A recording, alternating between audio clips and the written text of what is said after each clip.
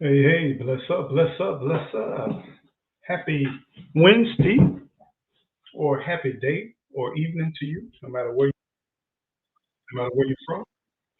Hold on for 1 second. Let me put everything down. Got pause. All right, how y'all doing today? Hope everything's going well. Is life good for you right now? Are you excited? Are you excited about the remainder of this week? Have some great, beautiful things happen to you today? I hope everything has gone well in your world and in your sight.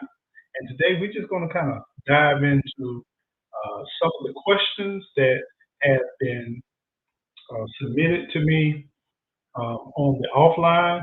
And there's one that I wanted to seriously address about how does homesteading, YouTube, off-grid living, how has it like changed your life? What kind of impact has it had? Um, what are some do's and don'ts? They asked me a list of different stuff, and like I said, anytime I get these serious long questions, I do not know how to answer them right in a message or anything. So what I've been trying to do is communicate with my members as well as the people that support this channel and ask questions, and especially the ones that ask these questions that really support this channel. So if you really want to know some information, you can definitely reach out to me at econeighbor@gmail.com. I really promote that. I like it. If I don't answer your question immediately, I might do a video on it. And just so give me a little bit of time to kind of sort through those things, especially those intricate details. So the question was, let me make sure. Hey Eco, how do you combine YouTube, off-grid living, and homestead living all together, and how does it impact you, and how do you get started? That's a lot. That's a lot to unravel. First of all, I started YouTube well before I did this off grid and the homestead to get my homestead. I don't know. I still say homesteading has nothing to do about buying land, developing land, having animals, or none of that. I believe I was homesteading well before I bought my land. I lived in the city. I lived right alongside like conveniences, accessibility to all my resources. But at the same time, I was homesteading. Gigi was um, she was canning.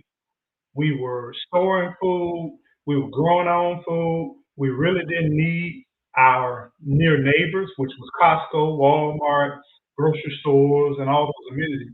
We went there just to basically get things that we would like to have in addition.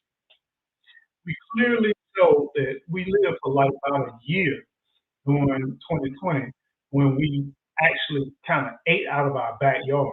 We really didn't get too much of anything. We did primarily live plant based. We really didn't do anything for as meat at that time.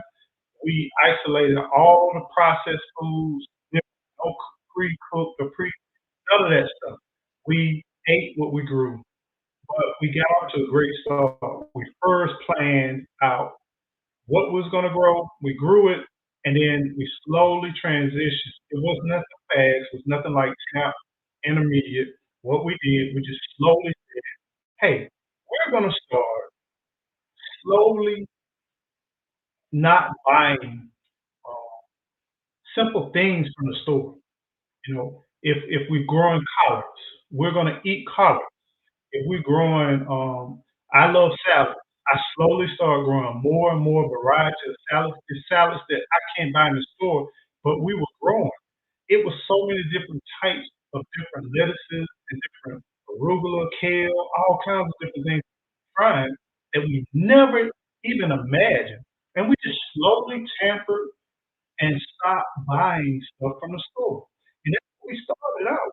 And that's how we started out with. So I want to first of all to the person that asked this question. We we started homesteading before we even did off-grid living.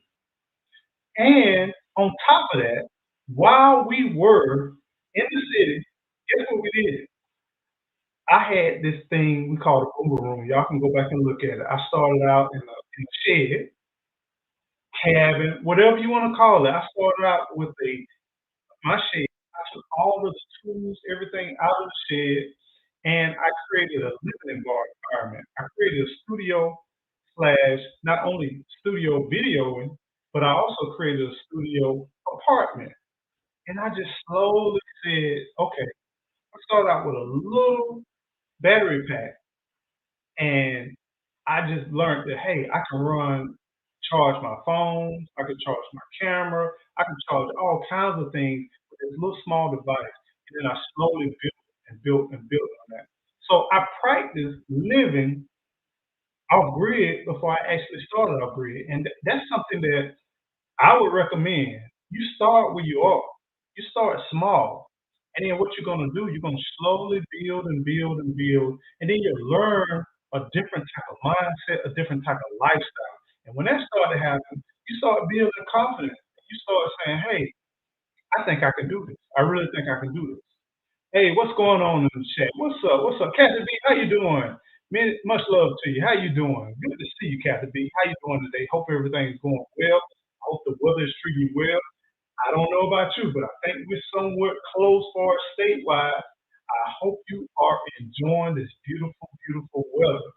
You know, a lot of people talk about the Florida, they talk about the South, whatever, Florida, Georgia, South Carolina, Alabama, Louisiana. Right now, we are winning. If y'all don't really relish and enjoy this weather, come on, man. That's the whole point of living in the South. We got some money to just kind of ride out. So let's ride out. Put some T's in the chat. Make sure you put some T's in the chat if you're thankful. Look, you're thankful for the great one above. Go ahead and put some T's in the chat. We're here to bring you greetings. We're here to bring you love, and we're here to bring you joy. So much love to you. Many greetings. Kathy B, thank you so much. Much love to you. Appreciate that. Thank you, Eco. You are definitely helping me with my homestead journey. Look, we're helping each other, and you are supporting the channel. I'm going to start showing when y'all submit chat, understand, I'm not just throwing it out there in the atmosphere and then buying coffee or any of that kind of stuff. Nothing negative against that. But understand, like these $9.99, these $5, these $1, these 99 cents, I'm adding this to our homestead and to things that I can show in the video. And even though a lot of people they don't like to take accolades about what they support and how they support this channel, I'm showing them and I'm hoping that I can still show them and show them a thing of things, but then show them that, look, I'm putting it to good use. There's nowhere in the world that I could keep buying plants. There's nowhere in the world I can do food for us. There's nowhere in the world I can continue to do what I'm doing, enhance my video, do none of this stuff without your support. So I really, really appreciate that. I really appreciate you supporting and much love to my friend Kathy B, because Kathy B, you along with others, y'all support this channel. I really appreciate that. Thank you so much. Making it make sense, you know, as I always say, it ought to make sense. I don't know about you, but it ought to make sense. Oh, yeah, yeah, most definitely. Thank you, thank you, thank you for everything. Gigi, what's going on, my queen? How you doing? Much love to you. Welcome, welcome, welcome on in. I'm about to start driving. Welcome in, fam. Hit that like button. Please hit the like button. Thank you, thank you, thank you. I appreciate that. Much love to you. So going back to the question. The question was, how are you incorporating? Let's talk about YouTube. I've been watching all these channels, all these people talking about how much money they making. They quitting their 9 to 5. They're doing this YouTube journey. They're doing a lot of different stuff.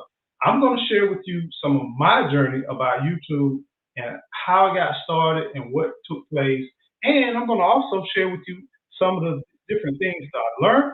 And if you're considering doing this thing and you're considering kind of journalizing your life and just sharing your life, I'm going to share you benefits and some good things that I learned along the way. So let's go in. Let's talk about this. So in the beginning, as I started, I've been doing YouTube off and on. I was mainly in the cars, restoration of cars. This was years ago. Never took YouTube serious. I've been on different platforms, MySpace, Car Garage, Car Hub, Facebook, everything like that. What got me into social media really was two different factors. One, I was in social media. I started out with Facebook back in 2010, right? And what made me move to Facebook was photography. I started sharing some of my photography, some of my work, some of my events, and I started sharing them on YouTube. And it really was a great advertisement piece for people to utilize my service. Man, Facebook has been so beneficial to me. I can't imagine growing my business and promoting my business in such a low cost manner than starting a page for my photography business. One thing I would tell you, you're gonna learn the do's and the don'ts with posting and sharing some of your intimate happenings, your intimate being. I learned a couple of things like ask for permission by posting things. If you incorporate people, make sure you get clearance from them. Make sure you try to get something in writing. Make sure they approve of you sharing those things because I've seen times I did some beautiful creative shoots. They loved them. They absolutely like them. And then not only ask them for permission, but also share with them some benefits and some negatives about sharing some of this information. Understand that most of the people that connect with me, even in photography, they never were like quote popular. Some of them were, and they loved it, they relished it. Those were never issues. But some people really didn't like. It was kind of background, didn't like to be seen, didn't like to be promoted. And I kind of started as I developed and grew my uh, my exposure. I shared with things that I learned. I seen times I would post a photo shoot or semi photo shoot for 3 or 4 pics on a photo shoot, and it was a beautiful, amazing photo shoot. Not based on me, but based on how well I was able to display who they were and how they were, and some of the intimate pieces and smiles and just the event. Because I love telling a story about photography. And man, it was great. People have really enjoyed it. They really wanted to do more. I started to do multiple shoots with the same people, which was great return on investment. Then all it took was one negative feedback or somebody commenting, one something negative, which typically was somebody that they were kin to or close to, and or someone that they met previously in their life, and then what we call haters. They would say something negative to them. They say something sly. Then they want to take everything that they ever took a pic. If anything they had, they want to just take it down. And I was running into that sometimes. I was like, look, listen, do not let this one or two negative person make you feel a certain kind of way. Because this is the thing, you are sharing a part of your life. You are showing different dimensions. And understand like this. This is something that will be kept with right now. You can Google some people and even stars and different people like that. And I see my work and I see my photography. And I remember people who shared intimate pieces of themselves. And this is the big thing. Those photo shoots when I took family members, events, different things like that, they had people to leave this earth and they said, OMG, you captured a part of my life. I'm glad that you captured that. I'm glad that you shared that. I'm glad that you I can remember the emotion, the thing that when we were doing the photo shoot, I can remember I felt awkward in it. You left us feeling confident. We had fun. We didn't even know you were there at the end of the photo shoot. And so that manifests to the part where I was doing that, continue doing that. Meanwhile, Gigi was hitting hard on the YouTube. Then Gigi stopped, completely stopped. She was all in the beauty, healthcare, makeup, skin care. She was always about self care, helping others, teaching. She's a teacher by nature, and she was continuing doing her stuff. Then she stopped, and I'm going online. I'm looking up, and I said, "Oh, baby, you got some unclaimed property." And we had moved out the state. We lived in Georgia for a little while, and we moved back to Florida. And she said, "What?" I said, "Yeah, you need to go check it out." Come to find out, Google was trying to pay her, and they had multiple checks for something very decent. And then she was like, "What?" These videos actually, I received funding for that. This was years and years ago before I even started on my YouTube channel. So she continued to do it and do it and do it, and she did well. And she said, "You know what? You got a lot to teach. The fact that I'm teaching people about braiding, locking, journeys, tutorials, this, that. This is what agreeing." And she said, "You out here working in the yard, you're doing all this kind of stuff. You got landscaping business, you're doing all this stuff. Why don't you start doing videos on it?" And I was like, "Man, I really don't feel it. Like, I like doing the job. I love working in the yard, but the video, me being in front of a camera and all that kind of stuff, I really not." But she just kept encouraging me, encouraging me. And lo and behold, I dropped one video, I think in 2018. I did a video, just random video in the backyard of a pine cone ginger. It stayed on my channel to this day. My channel was named something totally different when I videoed it. And lo and behold, it's one of my largest videos. But she said, "Oh, look at this video." It's like a couple of years later. She's like, "I'm telling you, it would do good if you start a YouTube channel." So I started a YouTube channel. I started in 2020. I said, "I'm gonna give it 5 years." It's 2024. And then I'm going to make a valuation because I believe if you're an entrepreneur, starting a business, or if you start any kind of journey, whether it's weight loss, whether it's going to school, whatever, it's a reason why the typical term is 4 to 5 years. I believe if you do anything you want to do and you want to go wholeheartedly in it, give it 4 to 5 years and then make the evaluation whether this is worth your time or not. So fast forward to 2024. I go and I share with you, once I go into these comments, I'm going to share with you how does this intertwine with YouTube, homestead, off-grid living, and then how does it impact our day-to-day life. So let me go and go into the chat. Let's see what we got. Vegas is nice and chilling now. I was out in it today. Awesome, awesome, awesome. Why did I think you was in Florida, Captain B? You told me Vegas before. Apologize. I don't know why I was thinking you was in Central Florida for some reason. But hey, Vegas is Vegas. I don't know nothing about Vegas.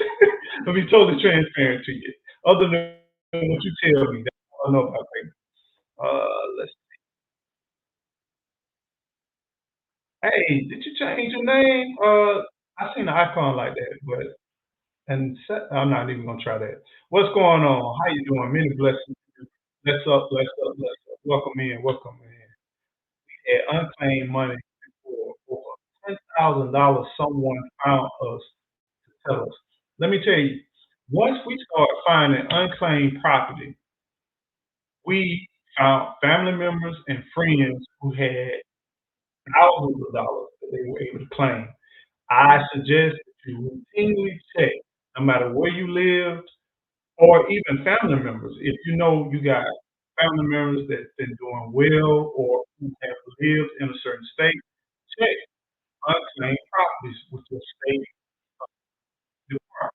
There's every state department has unclaimed property. You can go and you can search online and you can answer a few questions. You can look it up and you can find unclaimed property. I'm telling you, it's been a blessing to us. We found family members who had passed, who had life insurance policies. They didn't even know they had life insurance. Like other family members didn't even know they had life insurance policy. We had people who had insurance claims. They moved or something, information wasn't filled out correctly. They done found all of this information where they got unclaimed property and they have found thousands of dollars. And I'm telling you, it's worth doing so on a periodic basis, maybe once or twice a year. Just check with the different states that you've lived in, or if you live in one state, just check unclaimed property. And then check your parents, especially the older people who don't know or not internet savvy. Check with them and find and make sure they don't have anything. So you'll be amazed. We've had family members who have been long gone since the 80s, since the 90s, and we didn't even know after they passed, they had like life insurance policies. They could have been small policies, some of them were big policies. They just sitting there. They're sitting there and idle, unclaimed property. So that's something to kind of keep in mind just to find out. Um, yeah, glad you started. Thank you. You know what? I'm going to talk about, am I glad I started my channel real shortly. Can you name one of your new plants, um, Charlotte? What's going on? Many blessings, many blessings. So when you say new plants, I'm constantly growing. I'm constantly growing a lot of different things. Some of the things, and thank you for that super chat. Thank you for supporting the channel. And you better know we will buy some more plants with that team. Matter of fact, Charlotte, Urban Garden, what I'm going to do is once, it'll probably take about a month or so ago, I'm going to take that same contribution you had and I'm going to show you what I'm going to buy with supporting this channel with. So give me some, and I'm going to show you what I'm going to buy with that donation that you provided because it's going to enhance everything we need and it's going to add value not only to me but to others that I am in contact with because I believe in sharing and supporting. Matter of fact, just this week I gave away some citrus this week, and I have helped people just by growing, and that's what I'm looking forward to.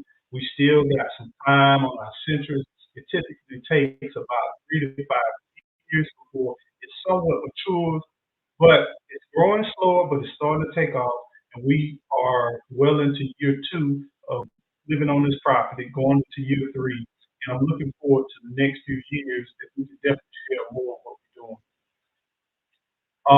But what I'm going to talk about now is the journey between here we were homesteading, grid living, and so as we transition, it took me quite some time, and, and my YouTube journey is not as fast as a lot of people.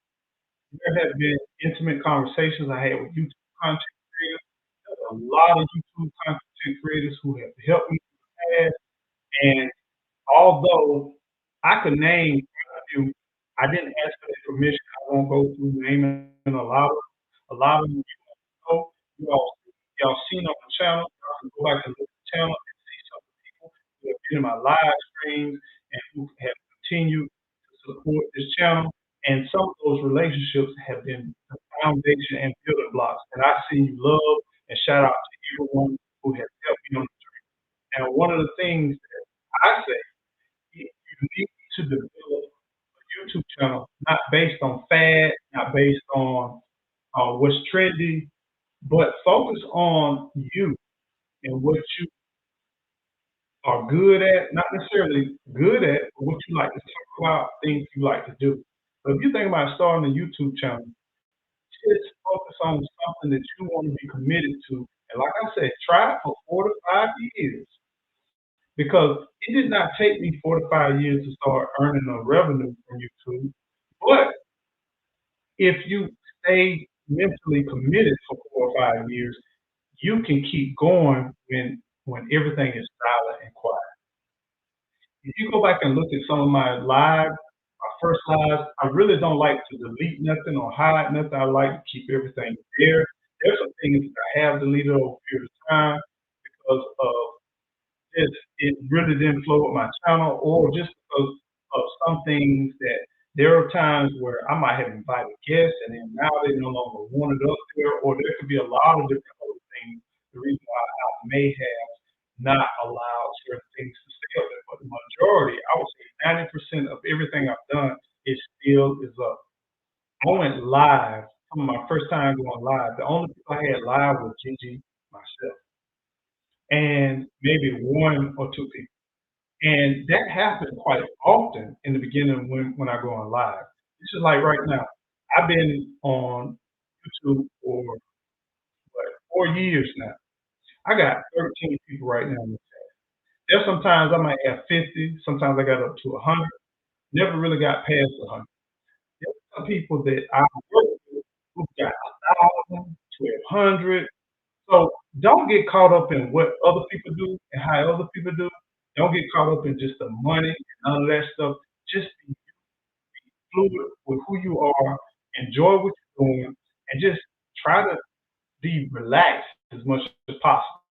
The best way to get relaxed is feeding yourself.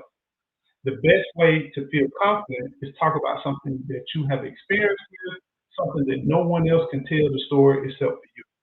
Now, some people say do niche, I started out with just gardening, but I'm gonna tell you, I got very, very bored with just doing gardening. Then I transitioned into motivational. I transitioned into survival mode. I transitioned to all kinds of stuff. But I want to leave a catalog of who I am as a person. I can't imagine if my great grandmother or my great grandfather had a YouTube that I could go back and look at. I wouldn't want to see my grandmother just work in the garden. I would like to see her interact. I would like to see some of her challenges, some positive things, some things that she went through, some things she just through it. Now the algorithm will totally dislike you, not like you. And what I mean by the algorithm, it only wants to compartmentalize you and then send people your way based on your reaction. So it may try to put you in a box. Just say you're talking about gardening for the last year, and then now you want to talk about you being unemployed. That's a big change from gardening to unemployment. If you're documenting parts and portion of your life, not only for YouTube, for the audience, but also for your family, the catalog, your emotional ups and downs, the algorithm is not going to know where to put you and where to place you. So you may not get a lot of followers. Your journey may be a whole lot slower. So keep that in mind. But if you want to excel, grow fast, I have witnessed people who have started well after I started and who has taken off because they found a niche, they found a groove, they did it, they provided a lot of information, a lot of resources, they did not waver from a lot of that, they stayed focused. To me, I believe that's the most success that you will have with your channel. But if you want to share testimony, parts of your life, be patient. Even though you might not get the numbers, you will find a following of people who will connect to you and they will be there for you for them 3, 4, and 5 years. I got people who have literally have been with me since 2010 and they're still there, they're still supporting the channel and I appreciate you. I love y'all. And I have cultivated some beautiful relationships with some people that I'm telling you, if I had to pick up the phone and say, "Hey, can I talk to you? Can I need your help or whatever." I know without a shadow of doubt they would be there for me. And I feel like that is more bountiful than okay, I got 10,000 this month, and then I got 4,000, 2,500 this month, and then I got 10,000 this month. This and that. Granted, money is good, but when I look at the totality of what I'm trying to develop and what I'm trying to grow, I want a longevity to the part where 20 years from now, you still can go back and look at it and say, hey, I can relate to this. I can connect to this. 15 years from now, I want you to be able to go back and say, boom, boom, boom. Not so much of trendy, this and that and that and this. So that's really my goal. And everybody has their own journey. You got to decide what you want to do and how you want to do it. Now, going to transitioning from the city to the rural life, man, that was a big jump. That was a big decision. Gigi and I, we talked about it, we dreamed about it, we thought about it. So let me tell you about some things that I would suggest you want to do when you get ready to make this journey. First of all, have the idea, have the concept. Think about the concept. Think about the idea. Once you have the idea, say, hey, I want to set some realistic short-term goals as well as long-term goals. I'm not going to focus on what everybody else is doing. I'm going to use everybody else's testimony and story to drive me and to encourage me to keep on going. And I'm going to take lessons from one person to the next. What we did, we had no idea, and I don't know if we would have had any idea of what we're going to do. Now, I'm going to tell you straight honest with you. If I know what we had to go through and the process that we had to go through, would I've done it? I probably wouldn't. The reason why I say that because I really wouldn't think that I would be financially strong enough. I wouldn't think I was mentally strong enough and physically strong enough.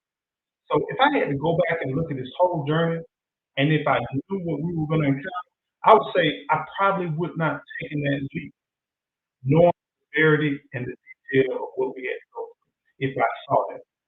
But with that said, I'm glad I did it because I learned a lot about myself. I learned a lot about our relationship. I learned a lot about our family. I learned a lot about my friend relationship. I learned a lot about myself mentally, physically, and I do not fear a lot of stuff that I might have feared in the past. There's things that I thought that I knew, I realized I didn't know. And then now, as I journey through life, I don't go through so know it all. I go through more I have experiences and I'm more transparent more than ever to share with you all. Look, I don't know what's the best decision. I don't know what's the best move to make, but I'm going to share with you some of the things that I've done. Not to say you need to do them, but this is a good idea on how. So, with that said, I've become more open minded and more receptive of new ideas and new different experiences that some people have. And I'm not so judgmental. This journey has taught me sometimes we don't realize how judgmental we are. Especially, I grew up in a small town. I grew up with my mama. I stayed in church every Sunday, Wednesday, twice on Sundays, revival, all of that stuff. And what I learned through that whole process is that I was very judgmental, and I didn't realize how judgmental I was to different ideas of things that I did not see. And through this life journey, and I continue that in my adulthood, but then when I transition to here you are, wake up in the morning, you don't know whether it's gonna be cold, you don't know whether it's gonna be hot, you don't know whether you're gonna have enough energy, you enough gas, you don't know whether you're gonna have enough propane, you don't know whether your check coming in, you don't know whether money's gonna be right, you don't know what to do. It leads you to the point where you're like, Lord, here I am. I'm hoping I can make it through this situation versus this is what you do, and then you do this, and you do this, and you do this. This journey taught me humility. It taught me how to be receptive to everything that changes in life and to embrace it. Because if you resist this thing called life, you will find yourself kicking and kicking, and you'll find yourself just in a mire, in a muck, and then you'll start engrossing your not only physical self, your mental self, and you won't understand why you don't feel like you're moving, you're not achieving. So being open minded, being receptive to life and what it teaches you and how it shares with you, man, it'll teach you a lot about yourself, and you'll take an even different approach and different look at yourself, and you'll listen to feedback. And some of that feedback you would have never entertained, but now you're entertaining, and you realize there's nuggets in there, and it can add great stability to your life too at the same time. Let me go to the chat. Let's see what we got in the chat. All right. And y'all put some comments and share some things too that you have noticed in your life too about some of the journeys that you've gone through. So now we're transitioning to here I am, leaving it all, transitioning, doing this YouTube. Now the YouTube journey, let's go back to the YouTube journey. Here it was where it did not take me long to get my watch out. At the time, there were no different breaks. There was just hardcore groove. You had to have 4,000 watch hours. And then I remember, no, let me go, let me slow down. Before that, I think it was like 100 subs or something like that. When I could go live, OMG, when I could go live, let me share with you, fam, I hated going live. I still, I, I'm looking forward to going live more often, but live is just like a musician. It really shows you're live. It shows when you being exposed, when you being fake, when you being real. And sometimes you're not trying to be fake. Sometimes you're just trying to present in a great way. You're trying to be clear and you're trying to present things in a way that hopefully people receive it. And some people confuse that with being real and being fake. It's almost like this. When I was public speaking, I used to write down and structure my speeches, whether I was doing presentations, trainings, whatever. But I realized I was not effective with reaching people by keep outlining, not necessarily outline, but writing detail after detail after detail and just sticking to detail and detail. But live does is the same thing. Outline everything you want to talk about. Make sure you have like an outline, but I have nothing else other than the high level, what I want to talk about. That's just to keep me on task, to keep me on point, to make sure I communicate what I'm trying to communicate. But the rest is just you being you. That's why it's so important when you start a YouTube channel, just go ahead and talk about something that you are being you. Now understand, does not mean you're going to end up talking about those things. Because one thing about it, you'll see one video that may take off. I drop a video and it may take off, and it's just me ranting or just me talking about something. And then I might rant and I might talk about something, and then all of a sudden people just go crazy over it. And then I get a bunch of subs, I get a bunch of watch time, and then the next thing you know, you're like, whoa. And then you as a content creator, you be like, that's my niche. That's what I need to talk about. Understand if you go down that route, think about talking about it for the next 4 to 5 years. If you're not willing to talk about that for the next 4 to 5 years, or you don't have enough content to talk about for the next 4 or 5 years, it's probably something you might want to do a few videos on, but you might not want to focus on. You might slowly turn back in your core on who you are. There's times where I've been sat in my car and I'm like, I'm frustrated, I'm aggravated, and I'm fixing to talk about it. Because catalog it's like a serious book of my life on a virtual. So I may rant and rave, but I might get a bunch of subs or a bunch of watch time, and that thing may go crazy. But mentally, I already say I'm going to lose a lot of subs, I'm going to lose a lot of followers because I'm going back to my core, still standing. I'm not a robot. I'm not a robot. You cannot be out here in the woods cutting trees, digging up stuff, and then you go to a department store and you watch how bad the customer service is, you watch the prices inflate, cut you off, and people start waving flags in front of your face, they start saying irate stuff, and you don't talk about it. I mean, some channels, they choose to do that. For me, I feel like I'm not sharing who I really am without sharing some type of piece of what I am. And I don't want imagine this. All my grandkids and great grandkids, they may watch this stuff, they may see these videos because one day people are gonna Google you or they're gonna speak your name and all kinds of videos and pictures and images, just the same way we do today. But it's gonna be a whole lot better organized, it's gonna be better processed. And they're gonna be like, all my granddad and papa did was just one thing. I really still don't know my grandpa. I don't know my papa. So that's why I say, man, he was pissed off during that time. Oh, I see myself in him. Oh, I see this part. Oh yeah, that's the way he dealt with that. I got that same issue. And that's the thing that I want to relate. Now, if I can disseminate that more than just my family, more than just my intimate people, man, that's amazing. And then when people give me feedback, because I love y'all comments, I'm always asking for your comments because I love your comments because it shares with me about not only that I'm not by myself, but then also it also shares with me about your views and your thoughts and your ideas. Now, one thing, if you're content creating, fam, and if you think about content creating, and this has nothing to do, don't get rid of the bad comments. Some people want to get rid of all the bad. Now, some of them, if they disrespect for this and that, they disrespect you do what you want to do. But some controversy is not bad. Some back and forth. I've seen videos where people have left 1,200 comments just because people got a full dialogue.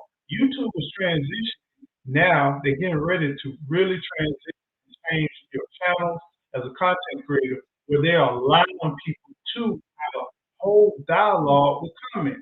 So now you're going to start to see a full blog. You're going to see video sharing, a lot of different stuff where people will have comments. They will maybe have a discussion, and it has nothing to do with you. They done gone so far into the comments that they may be just talking, having a whole dialogue, having a whole connection. A lot of it can manifest because what's going to happen long term, it's going to give you access. It's going to provide you a whole lot more exposure. And then this is the thing: have people that connect with you. If they connect with you, they connect with you. Do not try to conform to people. You are unique. You are different. You are blessed. You are made here for a reason. You have a purpose. You are unique. Don't get caught up in the numbers. Don't be like a racehorse. Have your blinders on. Stay on your prize. But I'm telling you, long term is going to pay off because people. I've watched so many people say I watch you over the years, and I ain't sub because at first I thought this person or that person was such and such, and then now I'm following you because you've been consistent over the years. You've been the same person over the years, and it may have took me 4 or 5 years to gain the trust of that individual. But man, once people trust you and believe you, and they like you, they support you, man, it makes it so fluid. It makes it so easy. And then now you don't have all of these trolls. You don't have a lot of this stuff because your people, when they for you, they are for you. So just be yourself, be comfortable with being yourself, and don't focus on all of this sideline stuff. Because I'm telling you, I've seen times where certain videos have gone viral. And if you get caught up into that, you'll be like, oh, I got it made in the shade. And then you realize you want to keep up. If you ranting, just say I'm pissed off. Just say today, I'm pissed off. I'm finna rant. And it goes viral. Because most negative or most controversial stuff will do one of the two things. Either it will give you no views, get you blocked, or it will go viral. Now imagine keeping that same energy every single video, every single day, based on that went viral. Now you're trying to keep that same energy for every single video after video after video after video. And you're gonna say, man, I really don't like this. I really don't like it. And it's gonna become a job. Understand this. YouTube, Google, AdSense, sponsorship, all of this stuff, if you continue to appease them, you're just trading whatever you're doing for a job. If you allow it to just enhance your lifestyle, allow it to be like, this is something I want to share with the world, this is something I want to be impactful, I want to leave a legacy in different ways, this will allow you to do all in the world. Because of the fact of not only does it allow me a platform where I can share some of my thoughts and my ideas, and I can control my time, I control my energy, I can control the pace, but then also it can also help you and help you pay for some things. You know what I'm saying? So it's a beautiful, beautiful thing, and you can do well if you be consistent and just be yourself. What's up, Tampa Creek Homestead? What's going on? Good to see y'all. Good to see y'all. Let me know y'all in here.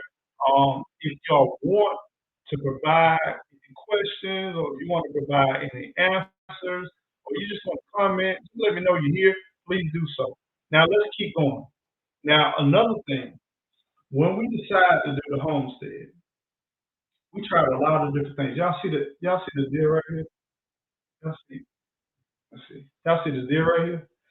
So I was driving on a country road not too far, and there was a beautiful field. I think this field is peanut, and the field was like perfect. In the middle center of the field, it was surrounded by majestic live oaks. These are live oaks all around. Florida is notorious for having beautiful live oaks. These mature live oaks, it just left a beautiful, beautiful painting. It was like layered painting. You had this mid-level, low mid-level peanut field. Then you had the mid-level tree, and then the open sky that had just like painting of just like streaks of the clouds.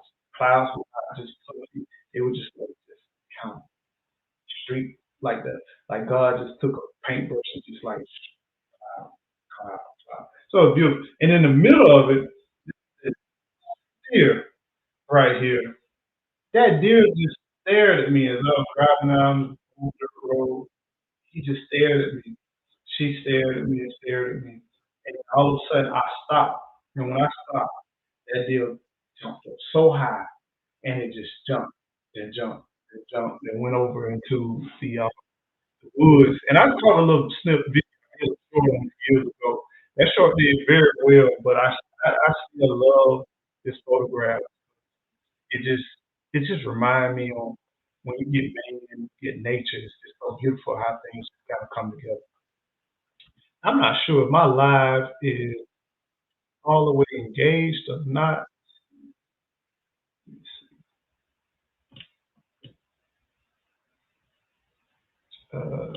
Okay. All right. So on this journey, right, you're gonna get to the part where things gonna get quiet. You're gonna be looking for land. You can't seem to find land. You're gonna put in offers for land, and you're gonna get disappointed. Things not gonna be like they seem. You're gonna spend a lot of gas. You're gonna take our time if you're working at a job, and then you're gonna go out there. You're gonna get your boots. You're gonna get your machete. You're gonna get all your stuff. You're gonna go out there, and you're gonna say, "Man, this is not the property that I want." Take your time. Don't be rushed. I would say the biggest thing is have the expectations every time you go out to have fun with the process. Have fun with exploring and seeing new things. Have fun with having that anticipation for that scheduled time to go to that property. Even catalog some of that stuff. Even text somebody to be like, hey, I'm getting ready to go out here. I'm going to do this. Have fun with the process because if you put that pressure and that stress on you, it'll turn you off to the call when you won't quite find that property that you're looking for, and then it'll turn you off on that journey. So don't let the process turn you off on that journey. Once you find that land, do not pull the trigger immediately. Let time pass. Raw land. I'm talking about raw land. Let time pass. And what I mean by time pass, at least see 1 to 2 seasons if you can. Now, if you're in an area where it's high demand for land, look at those things. I say before I go looking for land, I would go and research the area. Find an area that where you say, I want to buy some land, area that I want to. And you need to have three different areas where you want to buy land, and they don't need to be nowhere near each other. The reason why I'm saying that is you want to just have the time to just take a look at the land, the rainy season, see the cold, fall season, see the hot season. You want to look at where the rain fall on that land, if it's snow, how the snow, how heavy it was, see the access in the roads, see the accessibility of the land. You want that land to be where you at the point where you kind of know this area pretty good. And I know I don't want this section of the area, but I do like this section of the area. And you're going to slowly start to adapt and learn where you want to buy your land and what you want to do. That is so important because if you just spontaneously buy land, the only way that I would probably do that is if I had a professional to really look at that land and give me the historical fact of that land and give me a data search for that land. Otherwise, it's gambling. It's like a scratch off ticket. And you know my view about gambling, never gamble with money that you can't afford to lose. If you can't afford to lose that money, if your budget is $2 for your ticket, that's all you need to do. If $2 wouldn't hurt you, that's all you need to do. Same way with land. If $1,000 wouldn't hurt you if you lost it, $5,000 wouldn't hurt you, you lost it, 10,000 or 100,000, you got to make that determination on what would not impact my budget if I lost it. Because it's so many risks in finding that land. If you're looking for that homestead, you look for that pretty, beautiful piece of land. Understand what land is going for, how often does it sell in that area, understand the weather patterns, the conditions, and all of that. That's going to really help you long term. If the land is high, dry, got low areas, how much buildability. One property that we had, it was 28 acres. And you say, wow, 28 acres. I got a video where we toured it. It had natural springs on there. It had a natural pond, spring fed pond. It had water all around it. But one thing I said, thank you to the greatest. We lost money on that land. We put money down on that land. Our house didn't sell because somebody financially fell through. They put in an offer. It was a bunch of different stuff that was going on. But at 28 acres, day, I'm glad we did not get that land because when I passed by that land, we have had so much rain over the last 3 years in our area. Well, in that area, not really here. Here, I don't know what it is. It's almost like we would have thunderstorms all around us, but our area don't get all that much rain. But that area has experienced so much flooding, and somebody had bought that land, and out of the 28 acres, it's probably about 5 acres that's buildable. People say, "Oh, that's not that bad." No, that is bad. If you can't even access 4 of those buildable acres, one of those acres is in front of that land.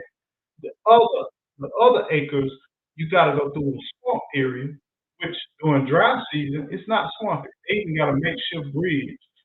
So it's to me, if you're a nature lover, it's beautiful, but it's so much moisture.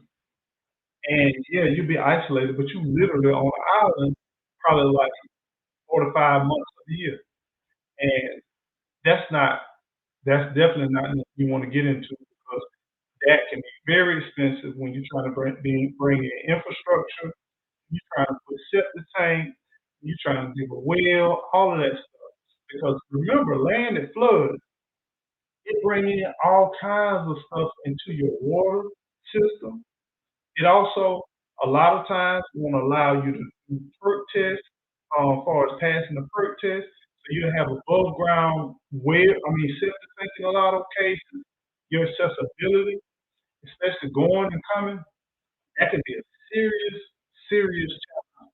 And when you got, you might have your seclusion, but your accessibility can be a big, big problem. Then you have trees. A lot of people don't talk about floodland. When you got a lot of moisture on your land, you got a lot of traffic for animals, people, you got a lot of snakes. And in Florida, we got a lot of alligators. We got a lot of different things that you're gonna have to deal with.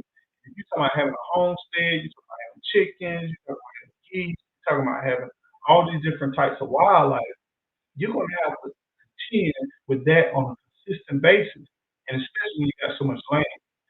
There's times where you might not be able to get off your land because you got so much flood in the area. And one thing about these large mature trees, they get heavy, and then you start moving earth, you start changing the topography, you start bringing in fuel and dirt. Remember, when you build a house, they gonna always build a mound on the foundation. The mound is gonna push water away from the foundation. You're changing the topography of that land. When you're pushing water, now you're adding excess water to what's already saturated. So now you're going to notice even more that you never even noticed that you would even encounter. So here in Florida, you really got to pay attention to those things. Um, it's beautiful walking out, looking at that pond, looking at that stream, especially. Let me tell y'all, if y'all have not seen springs in Florida, just Google Florida Springs, and they are simply amazing. This pond was it was aqua. It had blues and greens, beautiful. You could see some of the fish in there. It was just beautiful water, and all of it is nice. You got limestone, you got lime rock. Guess what? You also had caverns. You got caverns. Guess what you might encounter sinkholes.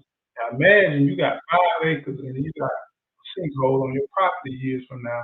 You can risk losing everything. And then now they can deem your land uninhabitable. And with those situations, you can run into a lot of things. You got water estuaries. You can have endangered species in your area. You can have um, with with wetlands, with natural springs. Natural springs are protected by the federal government, protected by the state. You can have a lot of different things on your piece of property. You think it's all yours, but you realize once you obtain them, and as the laws get restrictive, as EPA standards change, and a lot of other things change, it can compromise your true ownership in a lot of cases. So keep those things in mind. What's up, Vision? What's going on, Vision? Good to see you, my friend. Bless up, bless up. So we're going to continue this conversation, and I appreciate that, Kathy B. We're going to continue this conversation about YouTube, homesteading, off-grid living. Off-grid living. Let's talk about solar panels. Let's talk about here in the beautiful state of Florida. Today was an overcast day, so we did not get as much energy as we would have obtained during a full sun day.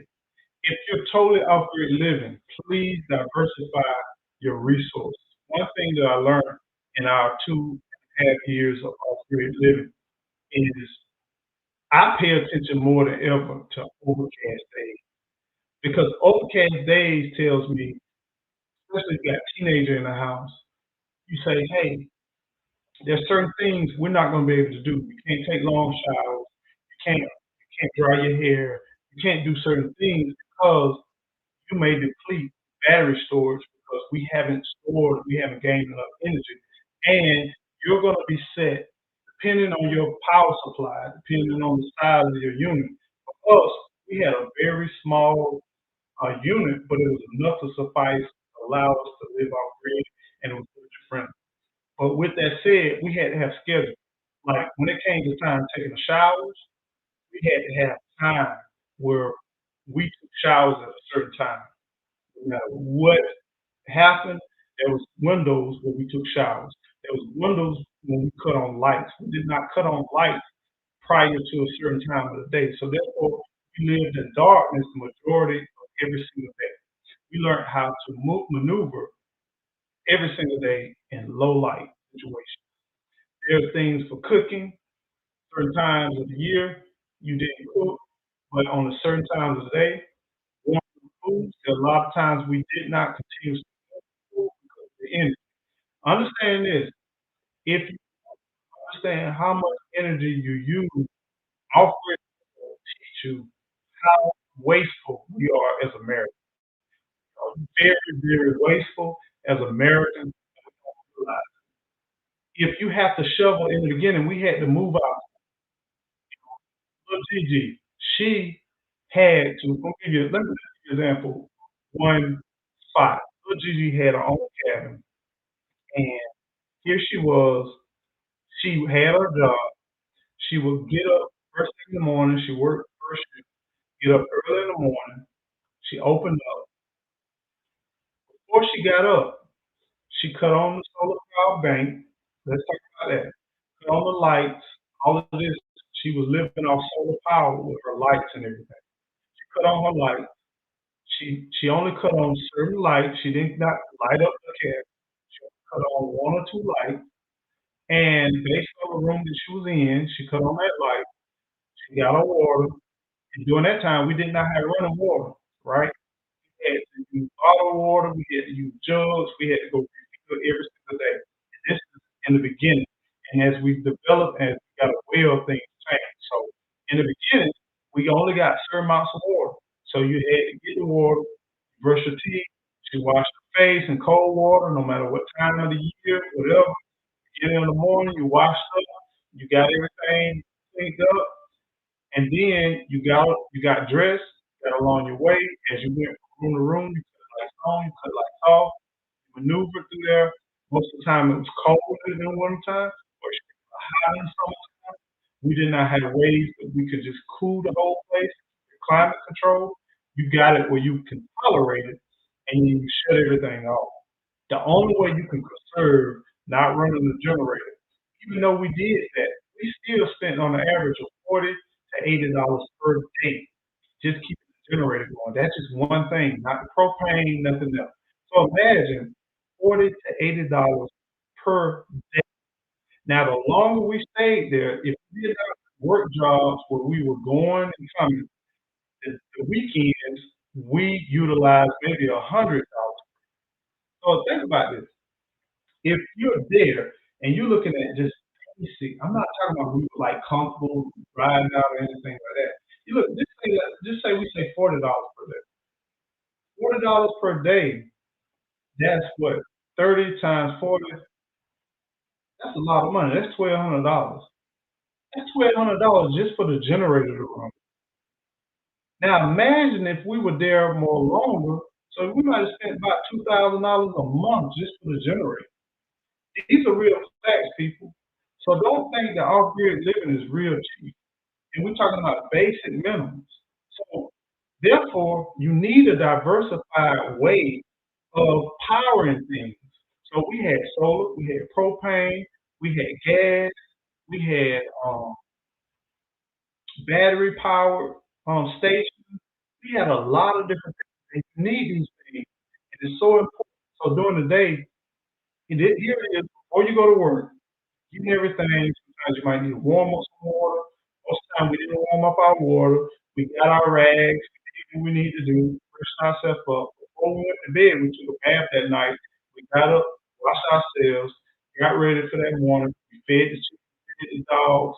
We also plugged in all our units for solar panels during the day. We also covered up everything and made sure just in case it rained, because in Florida it could be sunny one minute, it could be raining the next day. So we made sure we had a community of power stations, plugs, and wiring to charge up everything. Now, if anything interrupted it or changed, we would come home and nothing's charged. Expect that. Then you got to run the generator even longer, right? So when we got home, most of the time, we would, even if we got off at a certain time, we would kind of buy time, whether we went to a store, whether we went wherever we went, kill time to get back to the homestead, where we can all pretty much get at the homestead by the same time. I would get there, I would gas up the generator. On the way home, I would gas up the car, I would gas up the generator. Gas up the generator, fill it up, start the generator. The generator ran for only a certain amount of time. It had to cool the place down in the summertime, or it had to heat up our places at the same time. Everybody utilized whatever they needed during that window. That window would last 4 to 5 hours of runtime. There's a lot of noise. There's a lot of different going on. Sometimes the generator trip off. Sometimes it's 2 o'clock in the night. Sometimes it's 1:30 in the morning. Whatever. You got to get up. You got to figure out what's going on. Sometimes the water hose may bust. We had a lot of water hoses all around during the winter time. I used to have to shovel and keep the water hoses covered up with dirt if we expecting to freeze overnight or something like that. There's a lot of different things that happen with off-grid living. So don't think that it's just off-grid living life is great.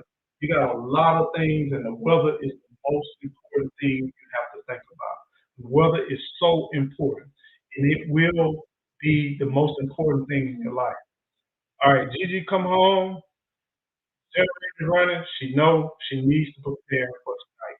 So she dump a pail, get a pail, dig a trench, get rid of her whatever waste she had in her bucket.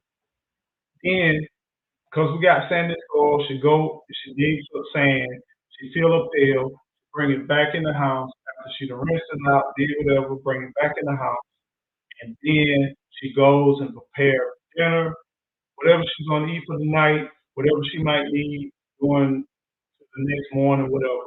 We all cook at the same time, we all wash at the same time, we all get prepared for the next day doing 5 to 6 hour window. We run it if we're allowable till the time runs out. Um, that means whatever electrical needs you need, the generator is gonna run till it runs out of gas. Then guess what happens? It runs out of gas in the middle of the night, 1, 2 o'clock in the morning. It's gone. Guess what happened? Over an hour in Florida, 30 minutes, it's hot again. You're back into your zone where you're sweating. It's hot. You just took a bath and you're sitting there, you're uncomfortable. In the wintertime, you're freezing. It's cold. You might start your buddy heater or do anything in the wintertime because you don't want to run it throughout the day. You don't want to keep nothing warm. When you get home, if it's cold, the house is cold. If it's hot, the house is hot. And you run that generator and get everything cooled down or you get everything regulated. Then after you do that, you still have to prepare, fill up all your tanks, fill up all your water tanks. You have to go to the store, get your propane, get your water, get whatever necessities that you have, but you don't need to get a lot of them because your storage, your refrigerator's not big, you don't have no deep freezer, none of that. You're gonna have to charge everything and keep everything going. So just keep those things in mind when you're thinking about off-grid living. Be prepared for these things because if you're used to going to the city, you don't even realize you're leaving water running while you go brush your teeth. You're leaving water running while you go find your drawers. When you go find your outfit, you got an iron on. None of that happens. You don't need iron running. You don't need water running. You don't need shower running. You don't cut on the thermostat. You don't do those things. You do everything based on your needs, when you need them, how you need them, and everybody has to adapt and buy into that. Because if you don't, you're going to suffer. You're going to suffer greatly. Nothing is worse than running out of propane or gas. It's 1:30 in the morning, and you still need more propane. You need gas. You got to get out your bed, and you still got to get up for the next day, get ready, and then you got to go find a gas station that's open because you're in the middle of nowhere, and you drive an hour to go gas up, to do this, to do that, then you come back in the middle of the morning, and it's 2 or 3 o'clock, and you got to get up at 4 o'clock to get ready to get everything prepared. You don't want to get in those situations. So it's great that everybody can get on a time frame and everybody work together. And the more people you have, the more people are gonna have to buy into that time frame and that time frame. So with that said, let me go. What's up, J3? GS Farm, what's going on? It seems like a lot. Yeah, it is a lot. And I don't want to fool nobody, let nobody think that off-grid living is not a lot. I think off-grid living can be a whole lot less if you're single by yourself. If you're doing it by yourself, it's I think the fewer people, maybe the easier. But the more and more people you add, everybody's gonna have their own desires, their own comfortability, their own want, and you want to keep the peace because you do not want your you don't want people arguing and fussing against each other when you're on the same platform. But it's something that I would suggest more people do. And I know that a lot of people that go through these storms, after they go through these storms and once the power on, they have a new mindset. They have a new renewal of the mind about how to conserve energy. Because at the end of the day, that's all we're talking about. Now let's talk about if a day is stormy, cloudy, or it's super hot or it's super cold. That $40 budget per day may turn into 100 or $150 per day. You and if you're staying there all day long, and if you don't get out and move and finding tasks and find a job, what I used to like doing, I would get up and I would go outside and I would get busy. I would find a job and a task. It was cold. When it was hot, you find ways to cool off. So you might want to get a tub outside. You might want to get a tin tub to put your feet in. You might want to just sit in places where it's cool. Sometimes you might even want to dig a little hole in the ground and sit on the ground to just cool yourself off. These things may seem crazy, but they do help. They do help. And then you gotta allow yourself to get to the hottest that you possibly can. That's why heat is so challenging off grid because cold, a lot of times you can layer yourself up, you can do a lot of different things, but when it's hot, it's just hot. So sometimes during summertime when it's real hot, let's go to Walmart. Let's go to Lowe's. Let's go to Home Depot. Let's go to the library. Let's sit for a while in an air conditioned zone. Let's go to a workshop. Let's go to a seminar. So you will go and find places not to be on your homestead to cool off so that you can buy that time to when it's time to start that generator up and then start the generator. And while that hot box is hot, you'll be outside letting that generator run, let it cool down, let everything go. Insulation is so key. Insulation can be good, it can be bad. It can keep a lot of hot air in, it can keep a lot of cool air in. It works both ways. But just understand the more adverse your environment is, the more challenging will be to do your off-grid living. Hey, what's going on? 20 block records.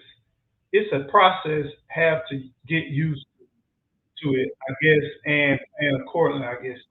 I would say most definitely, most definitely. So think about this: if you wake up, you off-grid. Just say we off-grid living, no matter whether you're living in a tent, a RV, your car, cabin, whatever. We're talking about total off-grid living. The first thing you're doing, you're looking at the weather. Just say, here it is, this midday. I don't know. When I was off-grid living, I always start out with midday versus in the morning. Because in the morning, whatever you did the prior day is going to affect your morning. So the reason why I start 10 o'clock, just say 10 o'clock, 10 a.m., because anything prior to 10 a.m. is what you did the day prior to get you to 10 a.m. So 10 a.m. If it's, say, here we are in Florida, it's hot. By 10 o'clock, it's steaming, it's burning. You up out, you're about, you're on your land. Hopefully, you done did all your chores. You done fed all the animals. You done moved stuff. You done got your water. You got all your containers filled. You got everything in a cool place. Put all your containers after you fill them. Put them up underneath the structure. Because if you leave them out, you can't leave the gas tanks out. You got to put them somewhere in the shade. The heat will have it so hot that, let me tell you, some people think about, for us, we was in an RV. The water hose was connected once we got a well to our RV. Summertime, you still need to take a shovel and cover up your water hose. Because if you don't cover it up, you're taking a bath at 6 and 7 o'clock at night and it's scalding hot water. Because all of the water in the water hose is hot. The opposite is in the wintertime. Sometimes if you don't cover up and shovel, the water hose is going around from place to place, then it's frozen. You have no water. Then you gotta take a what we call a whole bath. You gotta put some water somewhere in a little small container, and you gotta use conserve that water as much as possible, and then you gotta use that. So all of those things you gotta calculate. So it's 10 o'clock. 10 o'clock, you go out, and if you are in a hot area, leave your place. Find you a good cold place. If not working the 9 to 5, or if you content creating, you YouTubing, you're doing office work, you're working from home, go somewhere where you can work, where it's community control, you won't be in a rush. So you find those places, and sometimes Mondays might be one place, sometimes Tuesday might be another place, sometimes 2 days out the week may be one place, and sometimes another.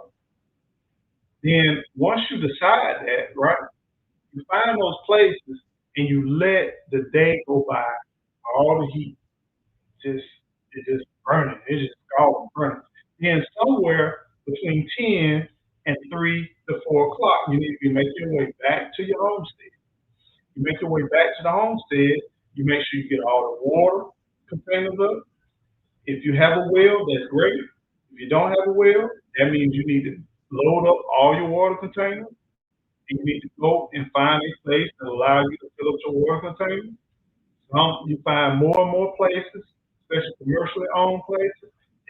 They got locks on their water faucets. You might need to buy you a handy dandy key for public stuff or whatever. I don't know. You find ways to find the water, right? Then you rotate where you get your water because when people see patterns and people see you doing stuff every single day. I think about this every single day pattern. People be like, hey, wait a minute, you can't keep getting all this water. Um, we're gonna limit you or you're gonna have some problems. So you gotta rotate, right? Think about your ways. If you don't have a septic tank in the beginning, you off-grid living. We had a I learned one thing. Don't want to poop in the RV. If you don't have to poop in the RV, don't use that tank because in order to flush that tank, water, it takes more water than you use in about 3 or 4 days just to flush that tank. So try your best to utilize tank. We had a roll around container that we could fill up and we could take it to the RV or to a major gas station, and then we could dump all of that stuff, right? So you got different things that you could do, different strategies. You can build your compost, you can do all kinds of stuff that you can do being creative. So you gotta deal with waste, you gotta deal with water, you gotta deal with filling up gas, you gotta sometimes fill up propane or what have you. You gotta check your solar bank, check out how many hours in your controller that you got. Sometimes if you don't have to go certain places, it may not be wise to cook. You might want to cook outside. We grilled a lot. The reason why we grilled a lot because the heat was outside, and it was cheaper for us to grill than use propane all the time. So you want to find different resources and different things you can do to self-sustain yourself throughout that whole process. And 20 block record says it sounds like a lot. Yeah, it's a lot. It's a lot. And you have to plan for that. You have to be prepared for that. And if you're prepared for that, one of the beautiful things about it is you learn community, you learn how to work, it'll increase your planning, you'll be proactive, you won't procrastinate a lot, you'll get a lot of things done, and it'll make you a better person all the way around to the point where you be like, it ain't that people tell you, it ain't that serious. No, I'm fixing to go get it done, I'm fixing to do it. Now keep in mind you still got animals, you still got your car maintenance, you still got things that will tear up, will break, pipes will come loose. You got things will get faulty because you're using it. Generators will not seem like they seem like a great buy. They will not seem great. You got to change the oil in them regularly.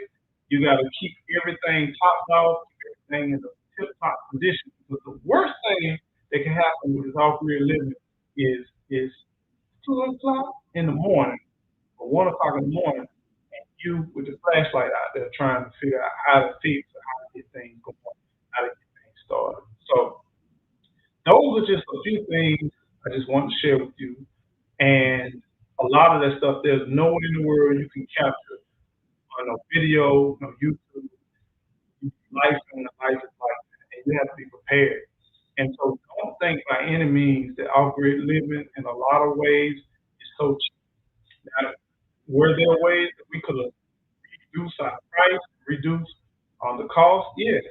But you want to be a human at the same time. We not only did off-grid living, but we maintained and kept professional jobs where we suit and tie, where we have to be presentable, where we presenting. We had to do a lot of stuff where there was no like t-shirt every day, jeans or whatever, relax it.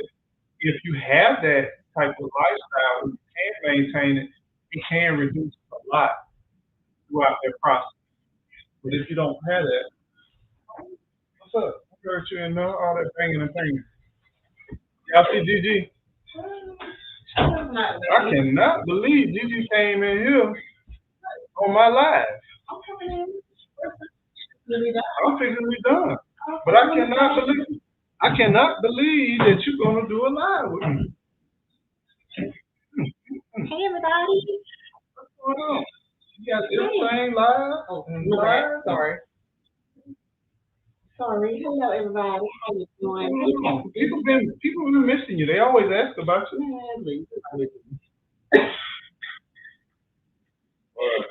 I'm in here. Kathy B, how you doing? Who is this? Who is up in 20 block record? Hello, how you doing? JC how you doing? Good to see you. Man, bless. You want to add anything to something? Man, listen, I was listening on the way in, and I was just like, wait. Good. We did all that. Yeah. We really did all that. Yeah. It was a lot, but I agree. Probably if I had known what all was going to be entailed, I probably did. I probably would have been like, nah, we're gonna go ahead and make sure that we find a place that has a house already on it. Mm-hmm. Yeah, I probably would have done that, and we tried that, but we kind of exhausted all of our options at the time, and then And by the time it came around to us actually finding the 20-acre parcel, It was awful. We could not refuse. we couldn't refuse it, and at the same time, it was like the market was wild. Yeah, Like yeah. the real estate market in our area was just wild, and we tried to find something that was already done and ready to go, but it just was what it was, and so we ended up doing that. Hey, family man, What's up, how you family doing? man? What's going on? But Kathy, I saw Kathy said seems like a lot. Yeah, it Yeah. was a lot. I mean, every day was work. I was so Just to surprised live. though with our little Gigi. I did brag on her. I was Like, bragging about her. she was a beast out here. We were going to the laundromat, and little Gigi was like, She was hand I'm washing. not spending all that money at no laundromat. She was like, I'm going to wash these clothes by hand and hang them out because he put up some clotheslines and stuff out there. She was like, nah, I'm not spending all my money. That's something I'm definitely going to invest in the future. A laundromat. Oh, a laundromat. I thought you were talking about some more clotheslines. I was like, I'm out. I had no idea on how much it costs to wash clothes. I had no idea on how much it costs to wash clothes. And it's crazy, man. So much stuff is so expensive that, man.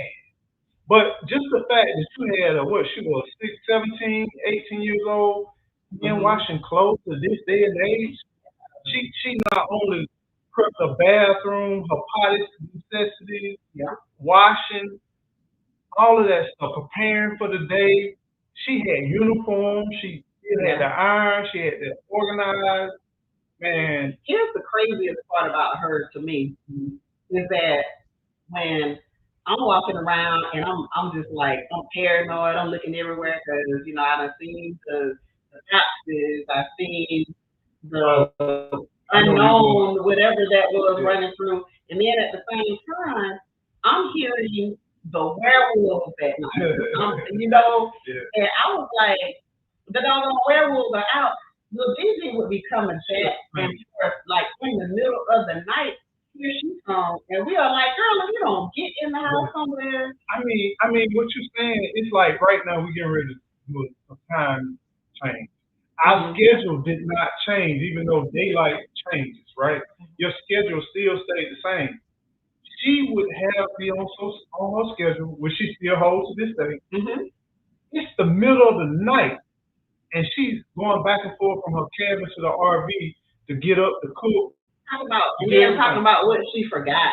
Yeah. Oh, I left my lotion over here. Like, girl, you better leave that lotion to the other hour because we were just like we were really as adults, like we were really on guard. But that little girl, she was like, and being flip-flop. And being her flip-flop. And you got coyotes like, and the coyotes, they just sounded so crazy. And I was just like, they're just waiting. So even when we got the dogs, even with them being bigger, like we had packs of coyotes out here. When we first got here, we had packs of coyotes. They still here. They just come out of the winter now. The raccoons. They like little dogs. Little size of the raccoons. Little pit bulls. They like toddlers. Yeah. They're so big. The raccoons are so big out here.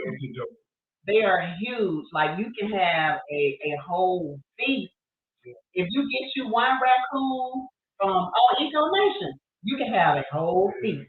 It's amazing. I had never seen raccoons that big in my entire life, and not as many either. Our land was like really wild. My sister lived, not too far from us. Now she can let her chickens free range, and they only got attacked, like maybe once. By dog. And it was by dog. It wasn't even by like raccoons and stuff. But their neighbors also were a lot closer than our neighbors are. But she was like, she just let them free range. She said, they'll just fly away and they'll climb the tree, they'll get up in the coop, start chasing them or whatever. And she only looked, she only, wasn't so lucky. What's wrong with her son? She was only not lucky one time when her whole flock got attacked by dogs and got wiped out. But other than that, like she was just letting them free range. And even after that, she still let them free range. And her chickens were fine. We cannot let our chickens free range one day. Do y'all understand? They will not survive. The only reason that Sean survived for what 48 hours out here on the home. He survived the longest. Yeah, he survived the longest. Cray Cray and all of them, they didn't make it. Cray Cray lasted second. She was the second. She did, maybe almost a day. Yeah. But hey Charlotte, how you doing? So Fallen Skies Homestead. Hey Fallen Skies, how you doing? It was an adventure. I'll say that it was definitely an adventure, and I would do it again now that we've made it through. Yeah. Now that we know like what we know that we know, I would actually do it again. Because I would make sure that like before, we actually had money to do it. I make sure that we had money to do it and that we can do it, debt free. But let me ask you a question. See, I'm kind of the jury's out on me with that because I learned so much by the challenges that we faced, and it built my faith so much in moving forward that to me that was like it was unmeasurable. It's like a lifetime lesson in life. But then I think if we had more money, we would have spent more money. Probably. And I think we still would have encountered a lack of in certain times because we would allow the money to try to suppress the journey. It's you know like what I'm saying? Probably would have paid more. If we would have waited with like 2 months, we would have saw a 20-acre property right around the corner from us that's on the paved part of the road that already had an infrastructure of electricity. Because it's right at a place where there are houses, like an acre or two over. But think about it. $30,000 more. It was $30,000 more than what we paid. But we still would have paid it. We still paid it. You know what I'm saying? It's like the only thing we don't have is a paved road. That's the only thing. But they had and they're clearing some of the land. I know when I drove through, and I was like, yeah, look at right. Y'all look at right. But I do look.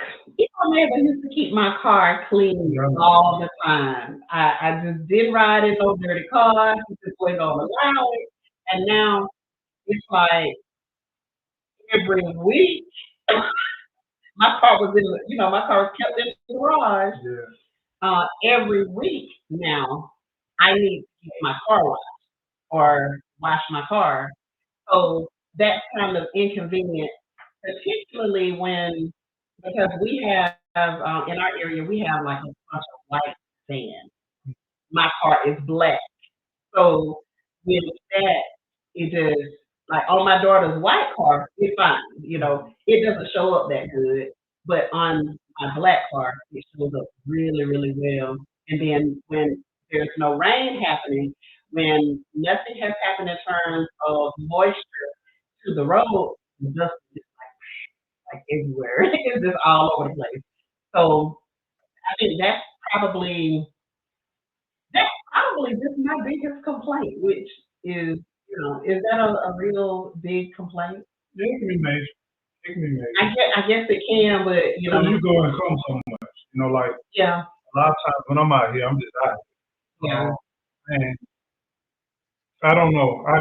I've learned over the years. I know it's weird for me to say this, but I used to be a car fanatic.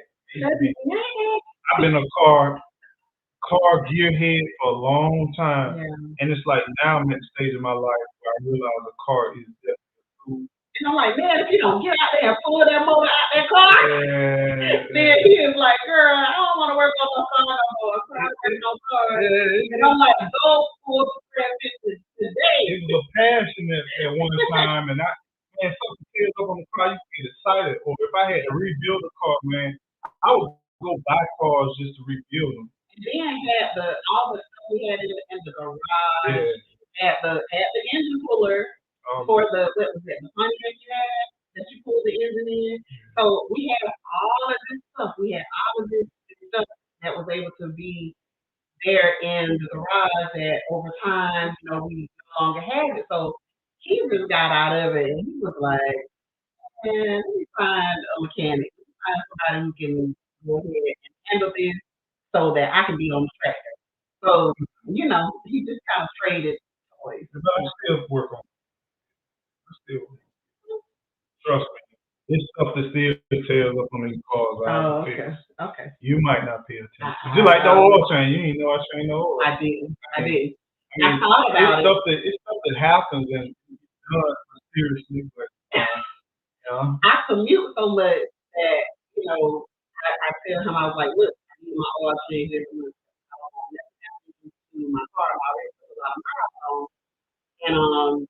And so I forgot about it one week, and I was like, dang, I forgot to tell him to go ahead and change my oil.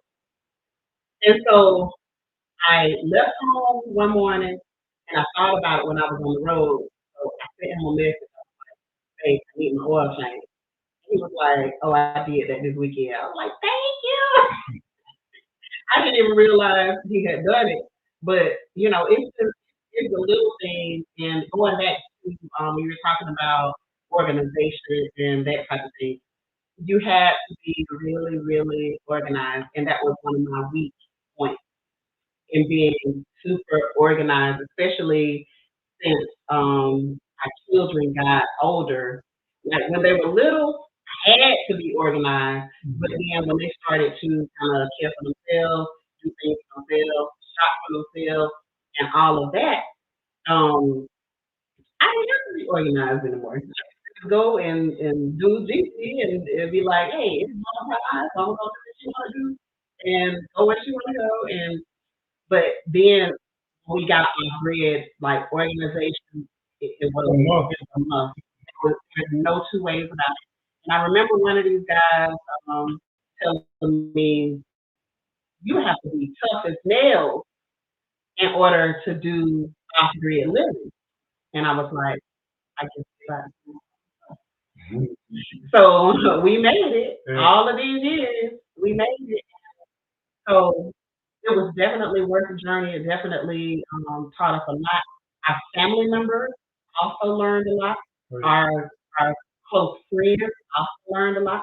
YouTube fans learned a lot, through all the stuff that we had gone through as well. So it was definitely worth taking the journey. My family man said I used to have a monthly payment to take my car through the drive-through was around $21 a month.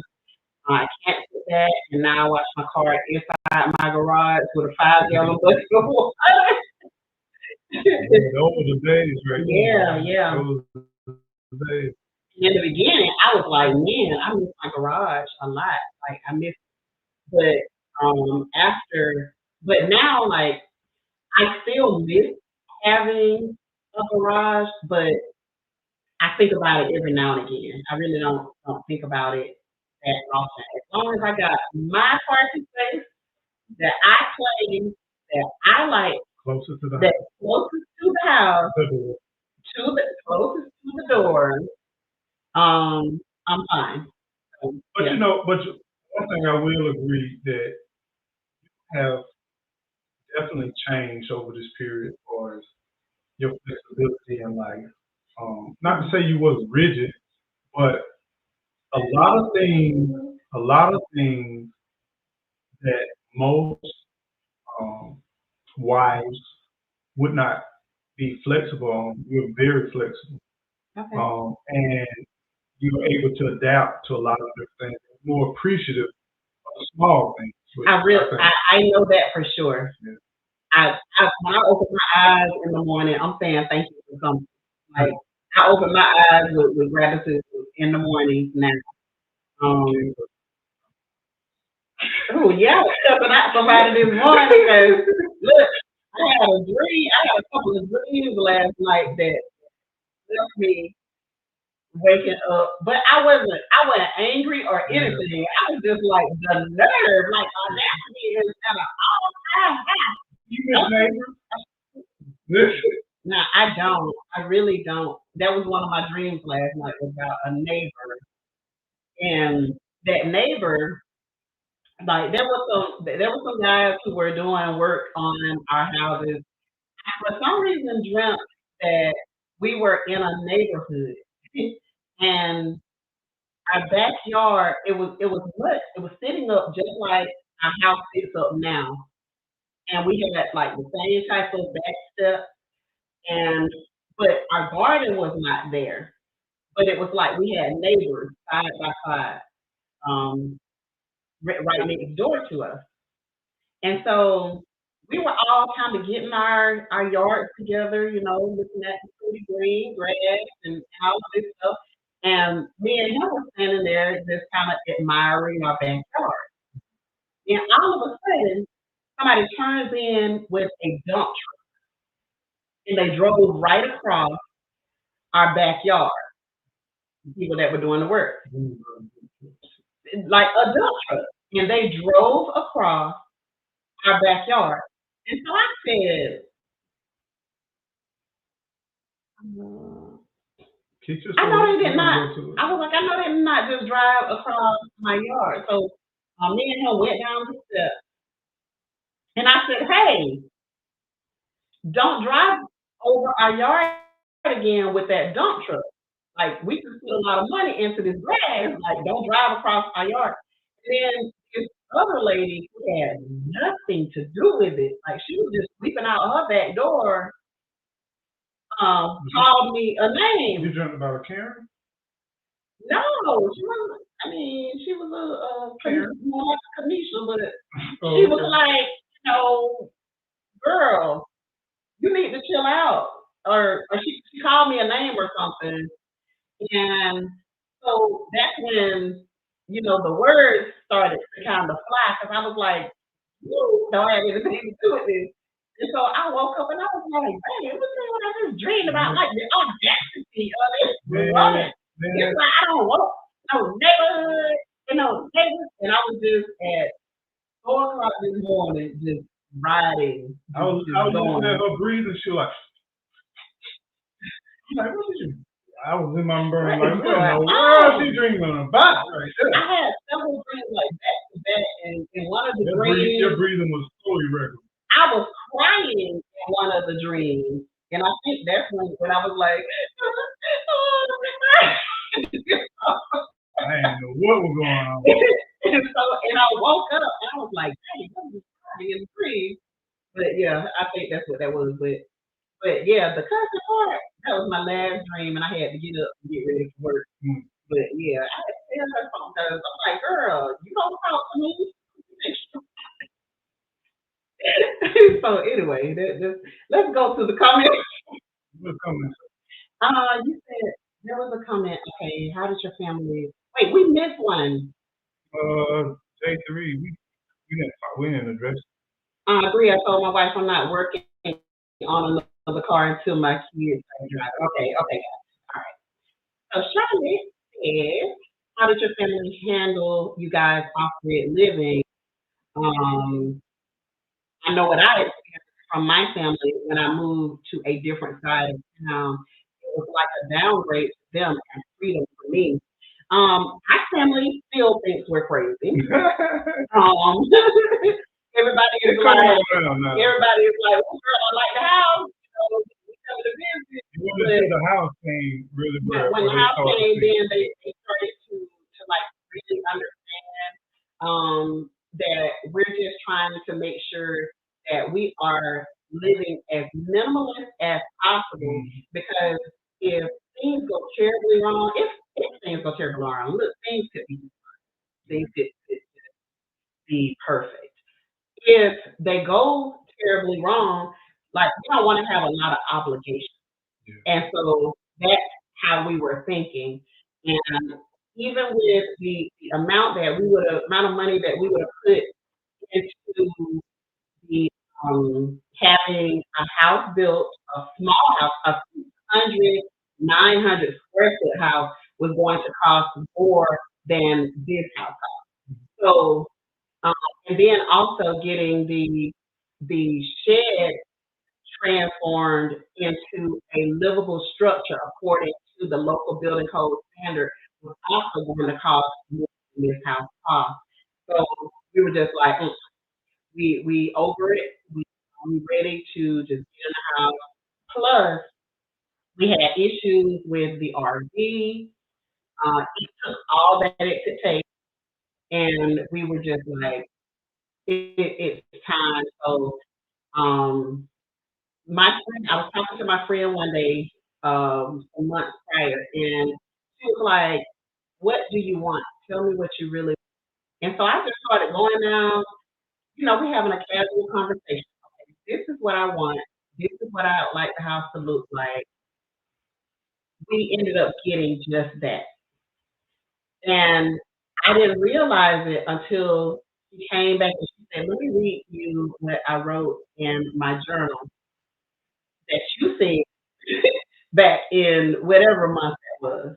And she laid everything out that I was saying because she was writing as I was talking. And I was like, wow, we still ended up with exactly what I wanted. My husband was like, nah, that's too much white. Now who's going to do all this doggone cleaning? He's like, I'm going to be outside. We're going to do all this cleaning. And I was like, look, I got it. I got it. Don't worry about it. I got it. Hi, Timothy. Welcome in. Late coming into the chat.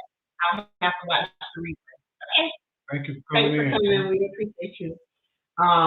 But that's what I wanted. That's what I wanted.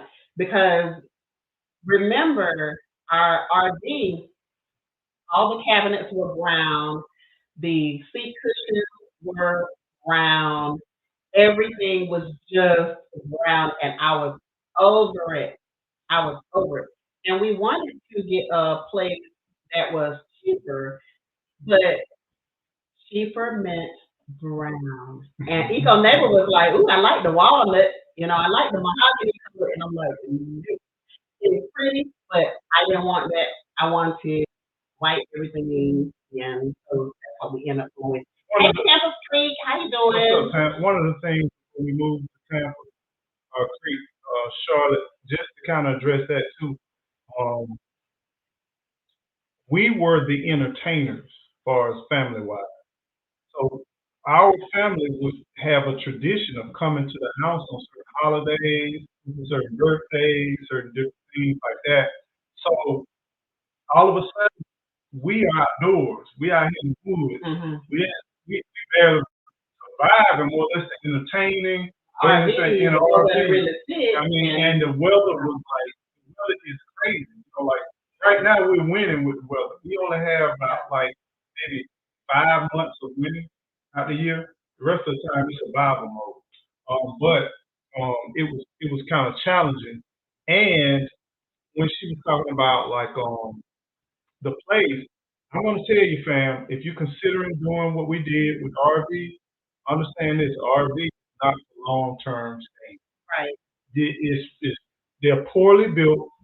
I don't care what kind you have. They're poorly built, and if you're using it every single day, things will tear up. Things will go awry. They're going to go Stuff you ain't even wrong. thinking about. Stuff that you don't even know about. They're going to go wrong, and then you have, and then like it messes with your sleep because you have things like you hear everything. When you're in the RV, you hear everything. When one person wake up, everything wakes up. Yeah. So that's up underneath or around. When critters are around. Even pigeons on top. You hear them taptoeing up there. Yeah, you hear everything. You hear everything. And I started having to wear either cotton in my ears or earbuds just um like sound playing or I survive with my fan. I do not like to be hot in my sleep. So he bought me this little tower fan, which was like the best gift ever. Because I could turn it on and just have it has different like noise. Remember what I said, fam, about energy and everything. And I had to always have it at the lowest setting because I didn't want to use all my energy for the next morning. Then the next morning, we would as long as possible we would go without turning the thing on. But if you had it plugged into the solar panel, then you can be charging it all day. And then by the time night rolls around again, you're at 100%. And so everything was very, very calculated. Everything was calculated. And that's why I said in the very beginning, you learn to conserve energy, learn to just be patient, you learn to just schedule things out. It's not one I'm comfortable 24/7. I'm constantly like in my own climate control environment. So for me, it was more important for me to be comfortable at night when I was trying to sleep. I just needed that solid sleep. So Tim Creek said, yes, I'm trying to figure out what's the best option for me and Mackenzie to live in on my land now. Lord knows that it knows it was so much dealing with raw land. It is. I mean, if you can find some, now we would rather be living in the RV and then have a sense of safety rather than to be living in something else. Or even better, shed. Yeah. I like the shed. I felt more like when the storms were happening, felt so solid. It definitely was. It felt a lot more solid. You didn't feel any shaking when the wind blows. Because in Florida, listen, our wind on any given day can just get a little crazy. Okay, and it'll blow and it'll rock some stuff. We'll have wind gusts and ain't nothing even going on. 20 miles per hour wind gusts coming through and ain't even nothing happening.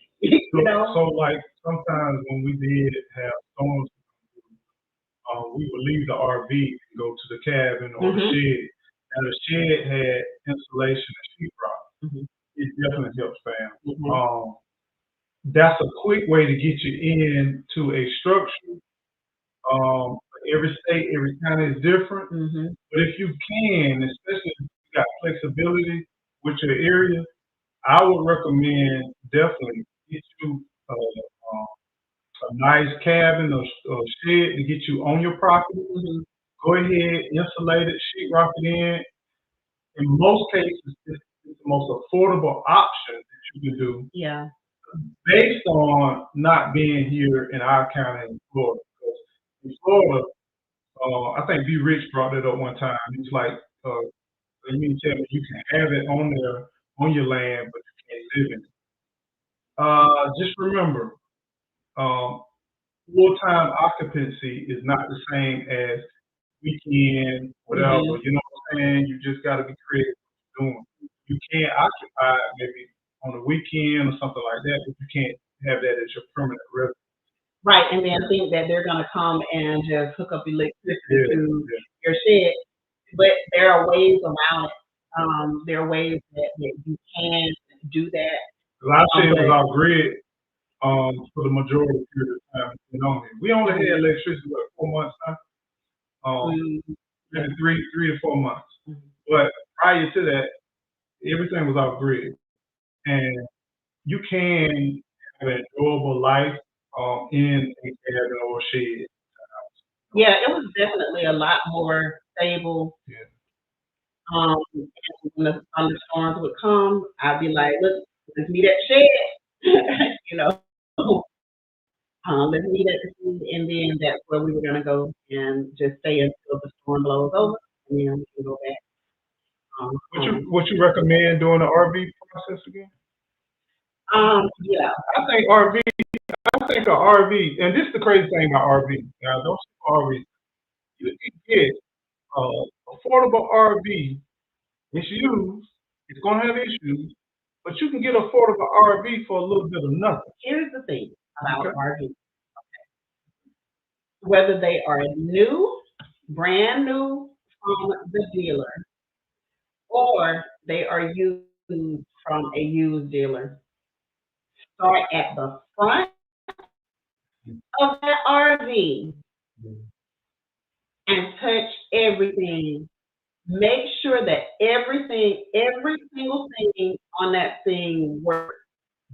Get your video on YouTube and do you a tour video of whatever you're looking at buying so that you can find out all of the features, everything. Another thing, touch the RV. I want you to touch the exterior walls, push in, touch them. If they squishy, soft, run as fast as you can. If it's firm, it's solid, that's a good start. Walk every single piece of that RV floor as you can. Open up cabinets, put your feet in there, put down, get in corners, crevices, by every single window. Push and touch the walls, around the walls, touch the base, on the floor, push down with your feet by any window. Because water, just imagine a window all around that edge of that window, down that, look for trails of water coming in, because water is the most damaging thing to almost anything off-grid living, no matter what. Solar panel lights, water is your adversary. And so do yourself a favor and check. And if it's not raining when you check the RV, get a water hose, I'm saying if it's used especially. Even if it's new. I'm going to say even if it's new, around your doorway, the door jamb, all of that. If you can. You gotta look. Yeah, you gotta you gotta almost get like a magnifying glass and be like, let me just look and see if there's any kind of water intrusion anywhere over this thing, because that's going to be what really does in when you can't afford to have your family in something that has mold in it. Like you're really gonna get yourself in a real bad trouble if that. And this is the thing. This is the thing, and we're going to talk about that. She touched on mold. Everything got to breathe. If it can't breathe, then imagine here, you live in an RV. You taking a shower every night. You cooking food every day. You're breathing in and out. You may cut air conditioning on. If that RV can't breathe, mold will show its head. And here's one of the things, you have to really be on your windows. You know how in your house and especially during the winter time, you have to go around your windows and wipe the condensation away. You have to really, in the RV, you got to really on the condensation. You got to pull those pillows out, the cushions out. You got to pull everything out and literally go through and make sure that dry, like wipe everything down. Those windows, especially when you have those big windows in the RV, and if you start to see a bead of sweat or anything, you have to go ahead and handle that, because if you don't, like, it can really, really get out of hand. It's gonna happen. It's just like, if you just imagine it's 50 degrees tonight and you all take a shower, you cook a meal, and you might have the AC on or whatever, you go to sleep. That night, your body's warm up that whole environment, the window's going to sweat, and the door's going to sweat, and condensation going to build up. If you don't stay on top of that, for a week, you'll notice nice little mold here and there, and all your caulking in your bathroom, open up the bathroom, leave the door open. Now you're dealing with bugs, you're dealing with a lot of other stuff. So I'm telling you, fam, it looks beautiful, it looks amazing, but long term in an RV, I would not recommend it for a long term stay, not at all. No. I would not recommend it. Especially if it's not available to be able to clean Every day. You know what I mean? So yeah, if you're not able to be able to go through and look at all of that stuff and just see, like, look for water intrusions, and um, I just I remember when our daughter was having a baby, it got really, really, really cold, and he was there by himself while we were at the hospital for a few days. And when I came back, I was like, "Oh, it's been cold. These windows are wet, they real wet." So I immediately started pulling out cushions. I started wiping down around the windows, pulling out cushions and stuff. And just that fast, mold had set up behind those cushions, around the windows. Like, it was bad. So you have to really have some time and be available. Then if you bleach, if you water bleach, but you're gonna have to use some bleach. So you gotta dilute it real good because all the stuff is low cost material. Low cost material, and it's gonna turn. I've always been a bleach person. I know it's not the healthiest thing. I've always been kind of always been a bleach person, and so I go through and I just, like, I can't even wash dishes without bleach because I just don't feel like it's really clean.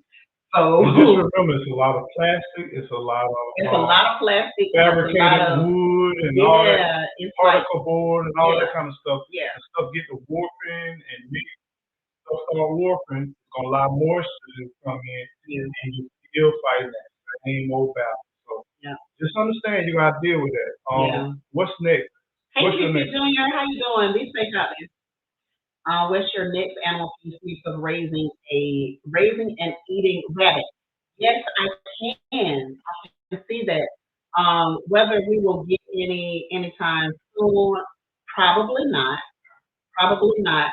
But it's definitely. We got rabbits. We have a lot of them, as a matter of fact. They just ain't captured. You know what I'm all we got to do is sit outside and like, shine a little light, try to hit him before he moves. But we have lots of rabbits out here, and we have to actually block off our garden to keep them from eating us out of all of the goodies. So every morning when I'm leaving, I see rabbits every morning. There was one month that every time I would go down the road, stop. They were committing suicide using my car. Is what was happening. Oh, rabbit. They were committing rabbicide using my car. They were deleting. Look, I couldn't help that they were running out there. So we just have a lot of rabbits out here. They were running. They were just running. And I mean, what do? You can't swerve and all of that. You gotta sacrifice your life for a rabbit. You know what I mean? So it wasn't nothing that I was trying to do. It just happened. Panther said yes. I was looking into the the land is in Arkansas. Yeah. I think she said her land is unrestricted as well. You got it going on. That's a blessing, man. You got it going on. Unrestricted land, man. I'll be riding out. Yeah. I mean, one thing I would definitely would be a container. I would definitely bought a container. Yeah, for sure. Container, because the bad part about it, when you get ready to transition to your land, you're gonna realize you don't have no place to put nothing. Mm-hmm. That container, it will hold and keep things, and it'll keep it out of the weather. We lost so much stuff, valuable stuff, between us in the storage unit. Yeah. Storage units. I don't care. So much money. Yeah, it's keeping those storage units, and it was just a lot. And right now we have a lot of stuff over in the shed, and so that's why y'all haven't seen a lot from the shed, because we have a lot of our stuff now stored over in there just to try to protect, especially our pictures and stuff that was really, really special to us. So that's what we're doing. The land is on agricultural and unrestricted restricted. I can have everything except a commercial greenhouse growing canopy. Yeah. Oh, so you grow for yourself over there? And see, one of the things that you might want to look at. I don't know your financial situation, but a lot of these sheds are very easy to get into, where it don't require a lot of money down, and you can make those monthly payments. It's cheaper than rent. It's much cheaper than Cheaper. rent. We have seen them for $200-$300 per month. Yeah. And then if you think about it, even if you were to stretch it out at some of those places, you can get a shed. Even if you were to stretch it out for like what is that, like a 5-year period, like pay off your place to live in 5 years. And if you see me, if I'm unrestricted, all I'll be wanting is a 1-room studio. If it's just me and Judy, I just have a place like back in the days. Do y'all not understand? I know I'm dating myself. 30 years ago, 30 years ago, there are people who lived in a house that they sleep in that room, they cook in that room, they do whatever they need to do in that room, and you can start off in one room, and then later on you can add to it.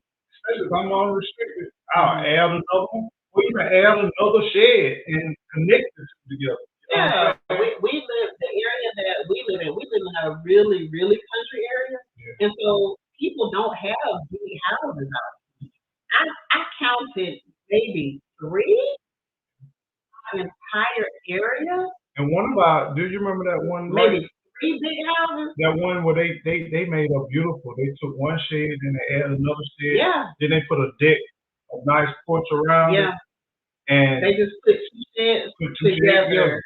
They started out one and they added another. And it looked so nice. And then the guy let us see the finishing pictures because they had the shed company actually do the finishing for them. It was beautiful. Yeah.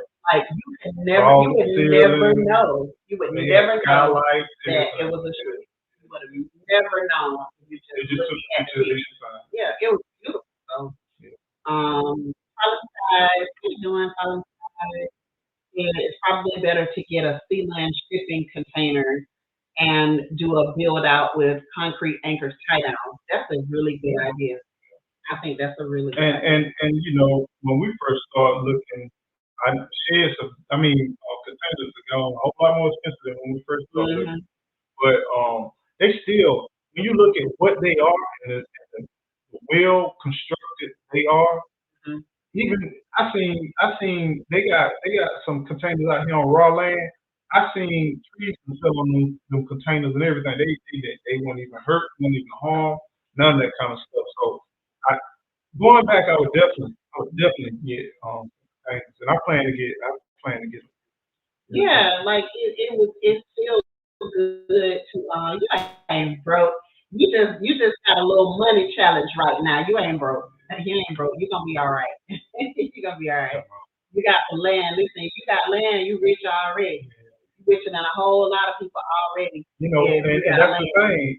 If you got land, most times they'll do no money down with them shit. You know what I'm saying? Yeah. And the only thing is, like you said, it's only temporary your status right now. You can start out with maybe paying, and then you get a blessing. Your YouTube blow up, or whatever financial adventure you're going on. All you need is one good hit, one good month. One good month thing to change your entire situation. You pay for that cash, man. You paid all that stuff cash. So don't ever let that broke talk go out the window. Don't even talk like that. You just a little challenge right now in your finances. But all it takes is one thing that can totally change everything for you. Think about it. We bought the land, right? And we were like, thank you, God, right? Now, I don't know how we're going to be able to improve this land. And look, and we wasn't even expecting somebody to stop by and say, hey, man, y'all need some help. Like, I see y'all out here. Y'all got some loppers. Y'all got some loppers and an axe and a chainsaw out here trying to clear all of these real behind trees and dropping trees, and they almost falling on on my husband, and then we had a lot of vines, and the vine would catch the tree and throw the tree back. And, like it was wild. But one guy stopped through and said, "Man, y'all need some help." And we were like, I was like, talk to my husband. Hey, B Rich, how you doing? Thank you for the super chat. Appreciate that, my brother. I was like, walk through the path right there. My husband is right back there, and so he went through there and he talked to my husband, and he was like, I'm gonna get my brother to stop by here and talk to y'all. He came and me and him had cut in the first driveway. Mm-hmm. We cut in the first driveway, and we had got right around. We had started a curve in the driveway. We don't cut down all the trees and burning as we're going. Like we were really getting it every day after work. Yeah. And so we got around the curve, and we were like, okay, this is what we need. We need you to widen this a little bit, and then we need you to just take it on up around the curve so that we can get out. We need enough space that we can get our RV in here. Yep. Y'all, we were like, okay, this is going to be a lot of money. All of a sudden, the guy came back, and he was like, my brother coming, we on lookout for him. The brother pulls up. And then he walked with my husband, and then we were like, okay, so how much you gonna charge us to just let us put enough space to get the RV back here? Y'all, it's $400. We had already walked the land with several people. One of them was talking about just to do a driveway where we wanted it. He was talking about $8,900. Look, I just turned and walked away because I was like, he must be the fool or something. I just walked out. My husband was like, man, you kind of big. I was like, no, I'm just not just a waste of time. He's a professional man. I'm just gonna let him go on about his day because $8,900 to cut in a driveway and to clear about an acre of land. We paid that much to clear a whole lot more from the guy that we use. So you just don't know who you might run into. You don't know. We were able to develop. We didn't have funds to do everything at one time, so he was flexible to be like, okay, let me know when you want to do something else, and we were scheduled to do a little bit more. Okay, you ain't got but $2,500 this time. You ain't got but $3,000 the next time. Okay, I'll do 25. I'll do 3,000 worth this time. Just tell me how you want to do it, and he worked with us in that way. And I made sure every time that he came, I paid him more than what he had. Yeah. Every single time. Because you take care of people. Like that's what we do out here. We really take care of people. We were driving. If you saw, I did a video a couple of days ago. If you saw the video, the start of the video, I was showing where we were. There was this young man. He was a veteran. He was walking down the road. He was kind of limping. We stopped at the stop sign. We going on out about our day. We were, it was Saturday. We were doing our thing.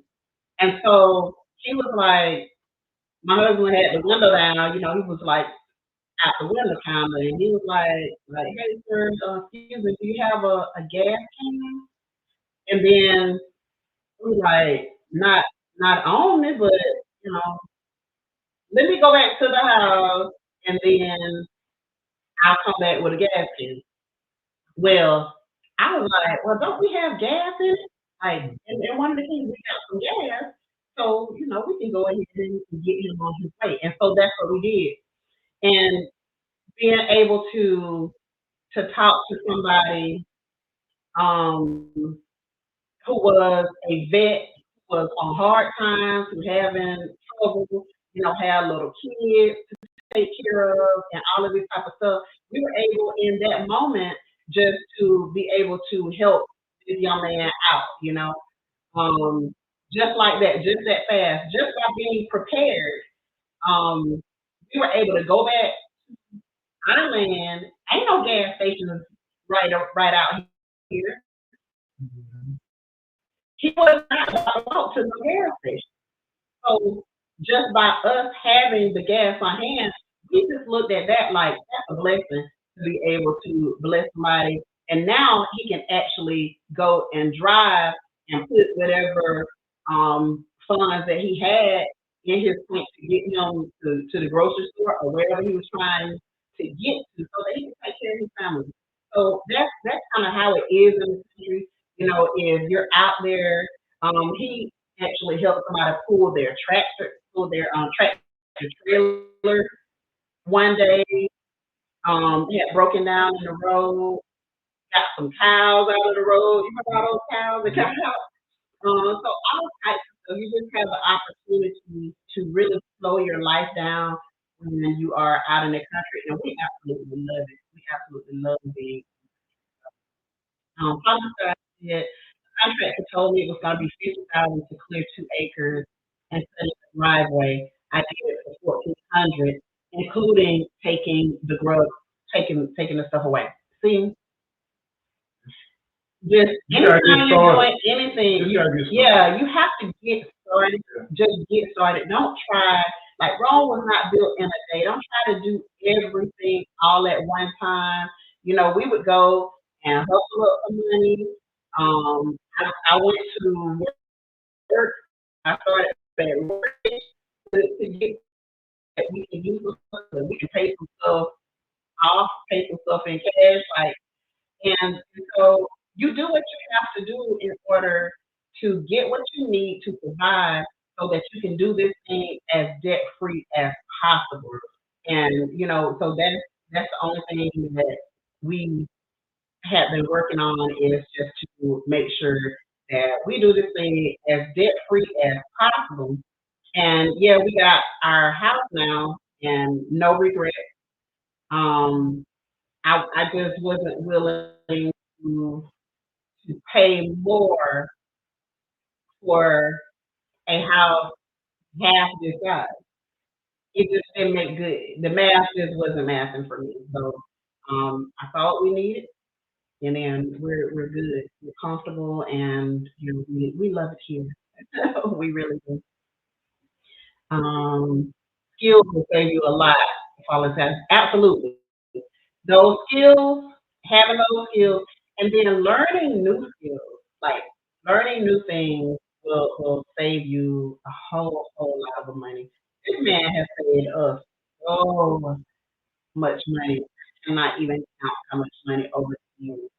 Just from things like um, cutting our own grass without having a lawn service, servicing all of our cars, changing out things that need to be changed out on our cars, doing repairs on our house, on our AC units, on just you name it. He will try it and he will save us all types of money. He'll save us so much money over the years. So just trying stuff and get on YouTube and learn how to do. There's a lot of stuff that you can do on your own without having other people. Land clearing, um, I don't recommend it for everyone. Mhm. I just don't because it's dangerous. I don't recommend it for everyone. Like if you got some little bitty trees that you cutting down, like little sapling size trees, that's different. But what we had to do, call in the professional. Call in the professional. I don't know if y'all remember seeing that one tree on the side of the right of way when we had to clear for the land. No. That tree, I don't know how many hundreds of years old that tree was, but that tree was, oh, it was so big. It was so big. That tree was huge, and there was no way on this side of God's green earth that I was about to let Eco Neighbor They did. touch that doggone tree. They did. I was like, and it was oak. I mean, them oak trees are hidden, man. oh my. But they took literally yeah. But anyway, they took literally they took the excavator and pushed it and cut it, and that thing still when it came down. Yeah. Man. So they are tree cutters. They know what they're doing. And even when the first one, when he first came in, and I'm standing back at the road, I'm watching because I'm like, look, somebody got to live to tell the story. So I'm standing back at the road watching, or I'm sitting in the truck at the road, and I'm watching this guy going to cutting down these trees. He had dropped like 3 50, 60 foot pine trees in like 2 minutes. I was like, good night. So they really knew what they were doing, and they went ahead and got the job done. Every time they come out here, they come to work. They are not coming to play no games. So, um, hey, G Hud said, I'm trying my best to look for a house or structure on a piece of land because I don't have a lot of help. That's a smart move. Smart. That's a really smart move. No thyself and know your limitations. Yeah. And whatever you think your capabilities are, reduce them down dealing with a project like this. Yeah, if you don't have a lot of help, then like don't go out there trying to get 100 acres. Like, listen, we're working with the first 10 acres so far, and this what you see is the work that we have done, plus the stuff that we haven't even shown. So it's a huge undertaking. Definitely, if you can find something that has a home already on it that you can move into, and all you have to do is, you know, if you can get a zero turn or something, and then just cut your little grass around your house, not doing anything other than starting with a small garden. That's how you want to do this. Like don't get in a whole bunch of land. Just trust me on it. And There's no way by myself, if I didn't have his help and some of the family members and friends that come through and our tree cutters, there's just no way I wouldn't do it. but I don't know. I think G Hood, you're gonna find some stuff in these next up to the next year because a lot of people are facing challenges and financial challenges. And just keep yourself in a good condition through these challenges. And I think the opportunity will come. You just gotta consistently look. Like it should be a part of your everyday ritual. Don't pay top price. Yeah. I don't care how much you like that land. Don't pay top price because there's going to be a correction. To this real estate market. There's definitely going to be a correction happening. I believe personally, I believe all across the U.S. because people are struggling. People are really struggling. So by us keeping our expenses low, that kind of help. So if anything does go wrong, then we can just go ahead and like jump on it. Not a lot of people as these baby boomers get a little bit older, which is a lot of baby a lot of the next generations are not willing to keep arms up, not willing to keep the homestead up, not even willing to move into rural areas. Yeah. So I think there's going to be a lot more opportunity that's going to be coming here really shortly, and I think you're going to see some things that's going to probably align with what you're trying to do in a few years. Yeah, there's a lot of we always getting letters in the PO box. Yeah. You know, somebody wants to make us an offer.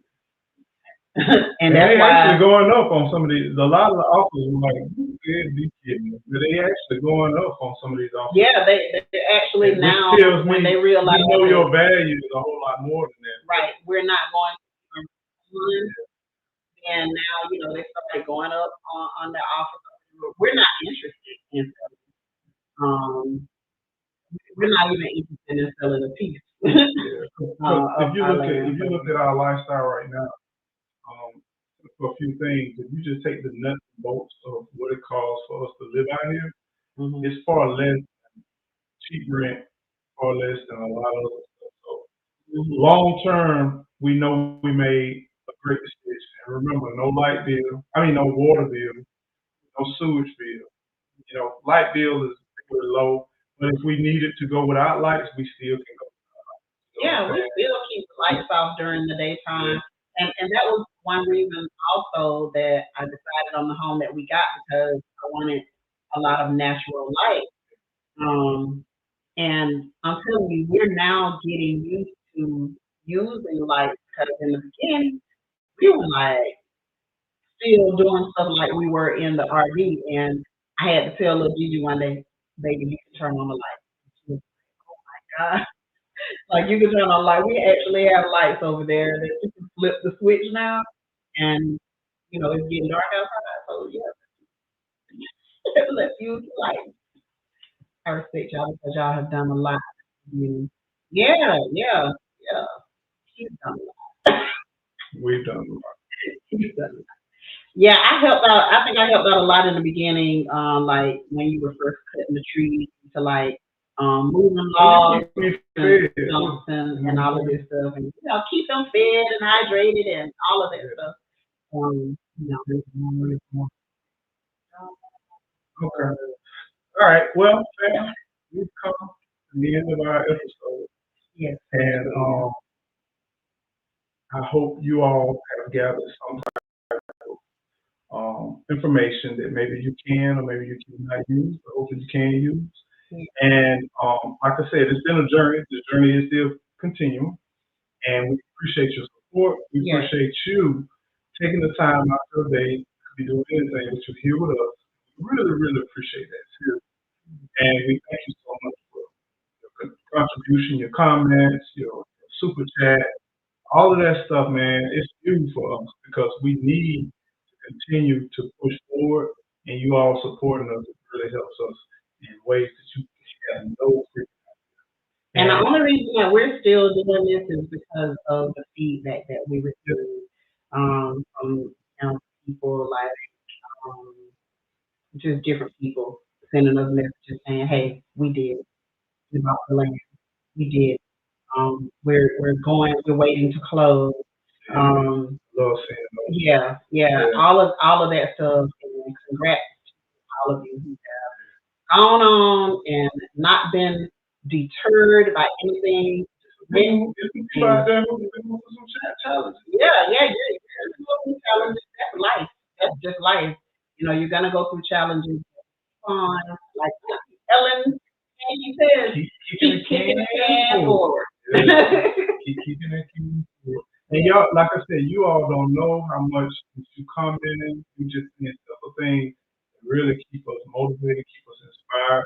And for those of you that do the 3 and 4 paragraphs, emails and comments, thank you. I do read them, I do share them, and I try to address them. This video was inspired by someone sending a comment, basically asking a question.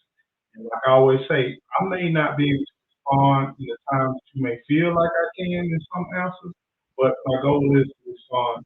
And some of these things I can't explain in a simple chat or a simple comment. I have to do a video to kind of just share with you all our journey and what we kind of in so many ways. Oh, yeah, keep on growing. So, all right. Bye, guys. Thank you for being so humble. I enjoyed watching you have a good. Appreciate you too. Take care.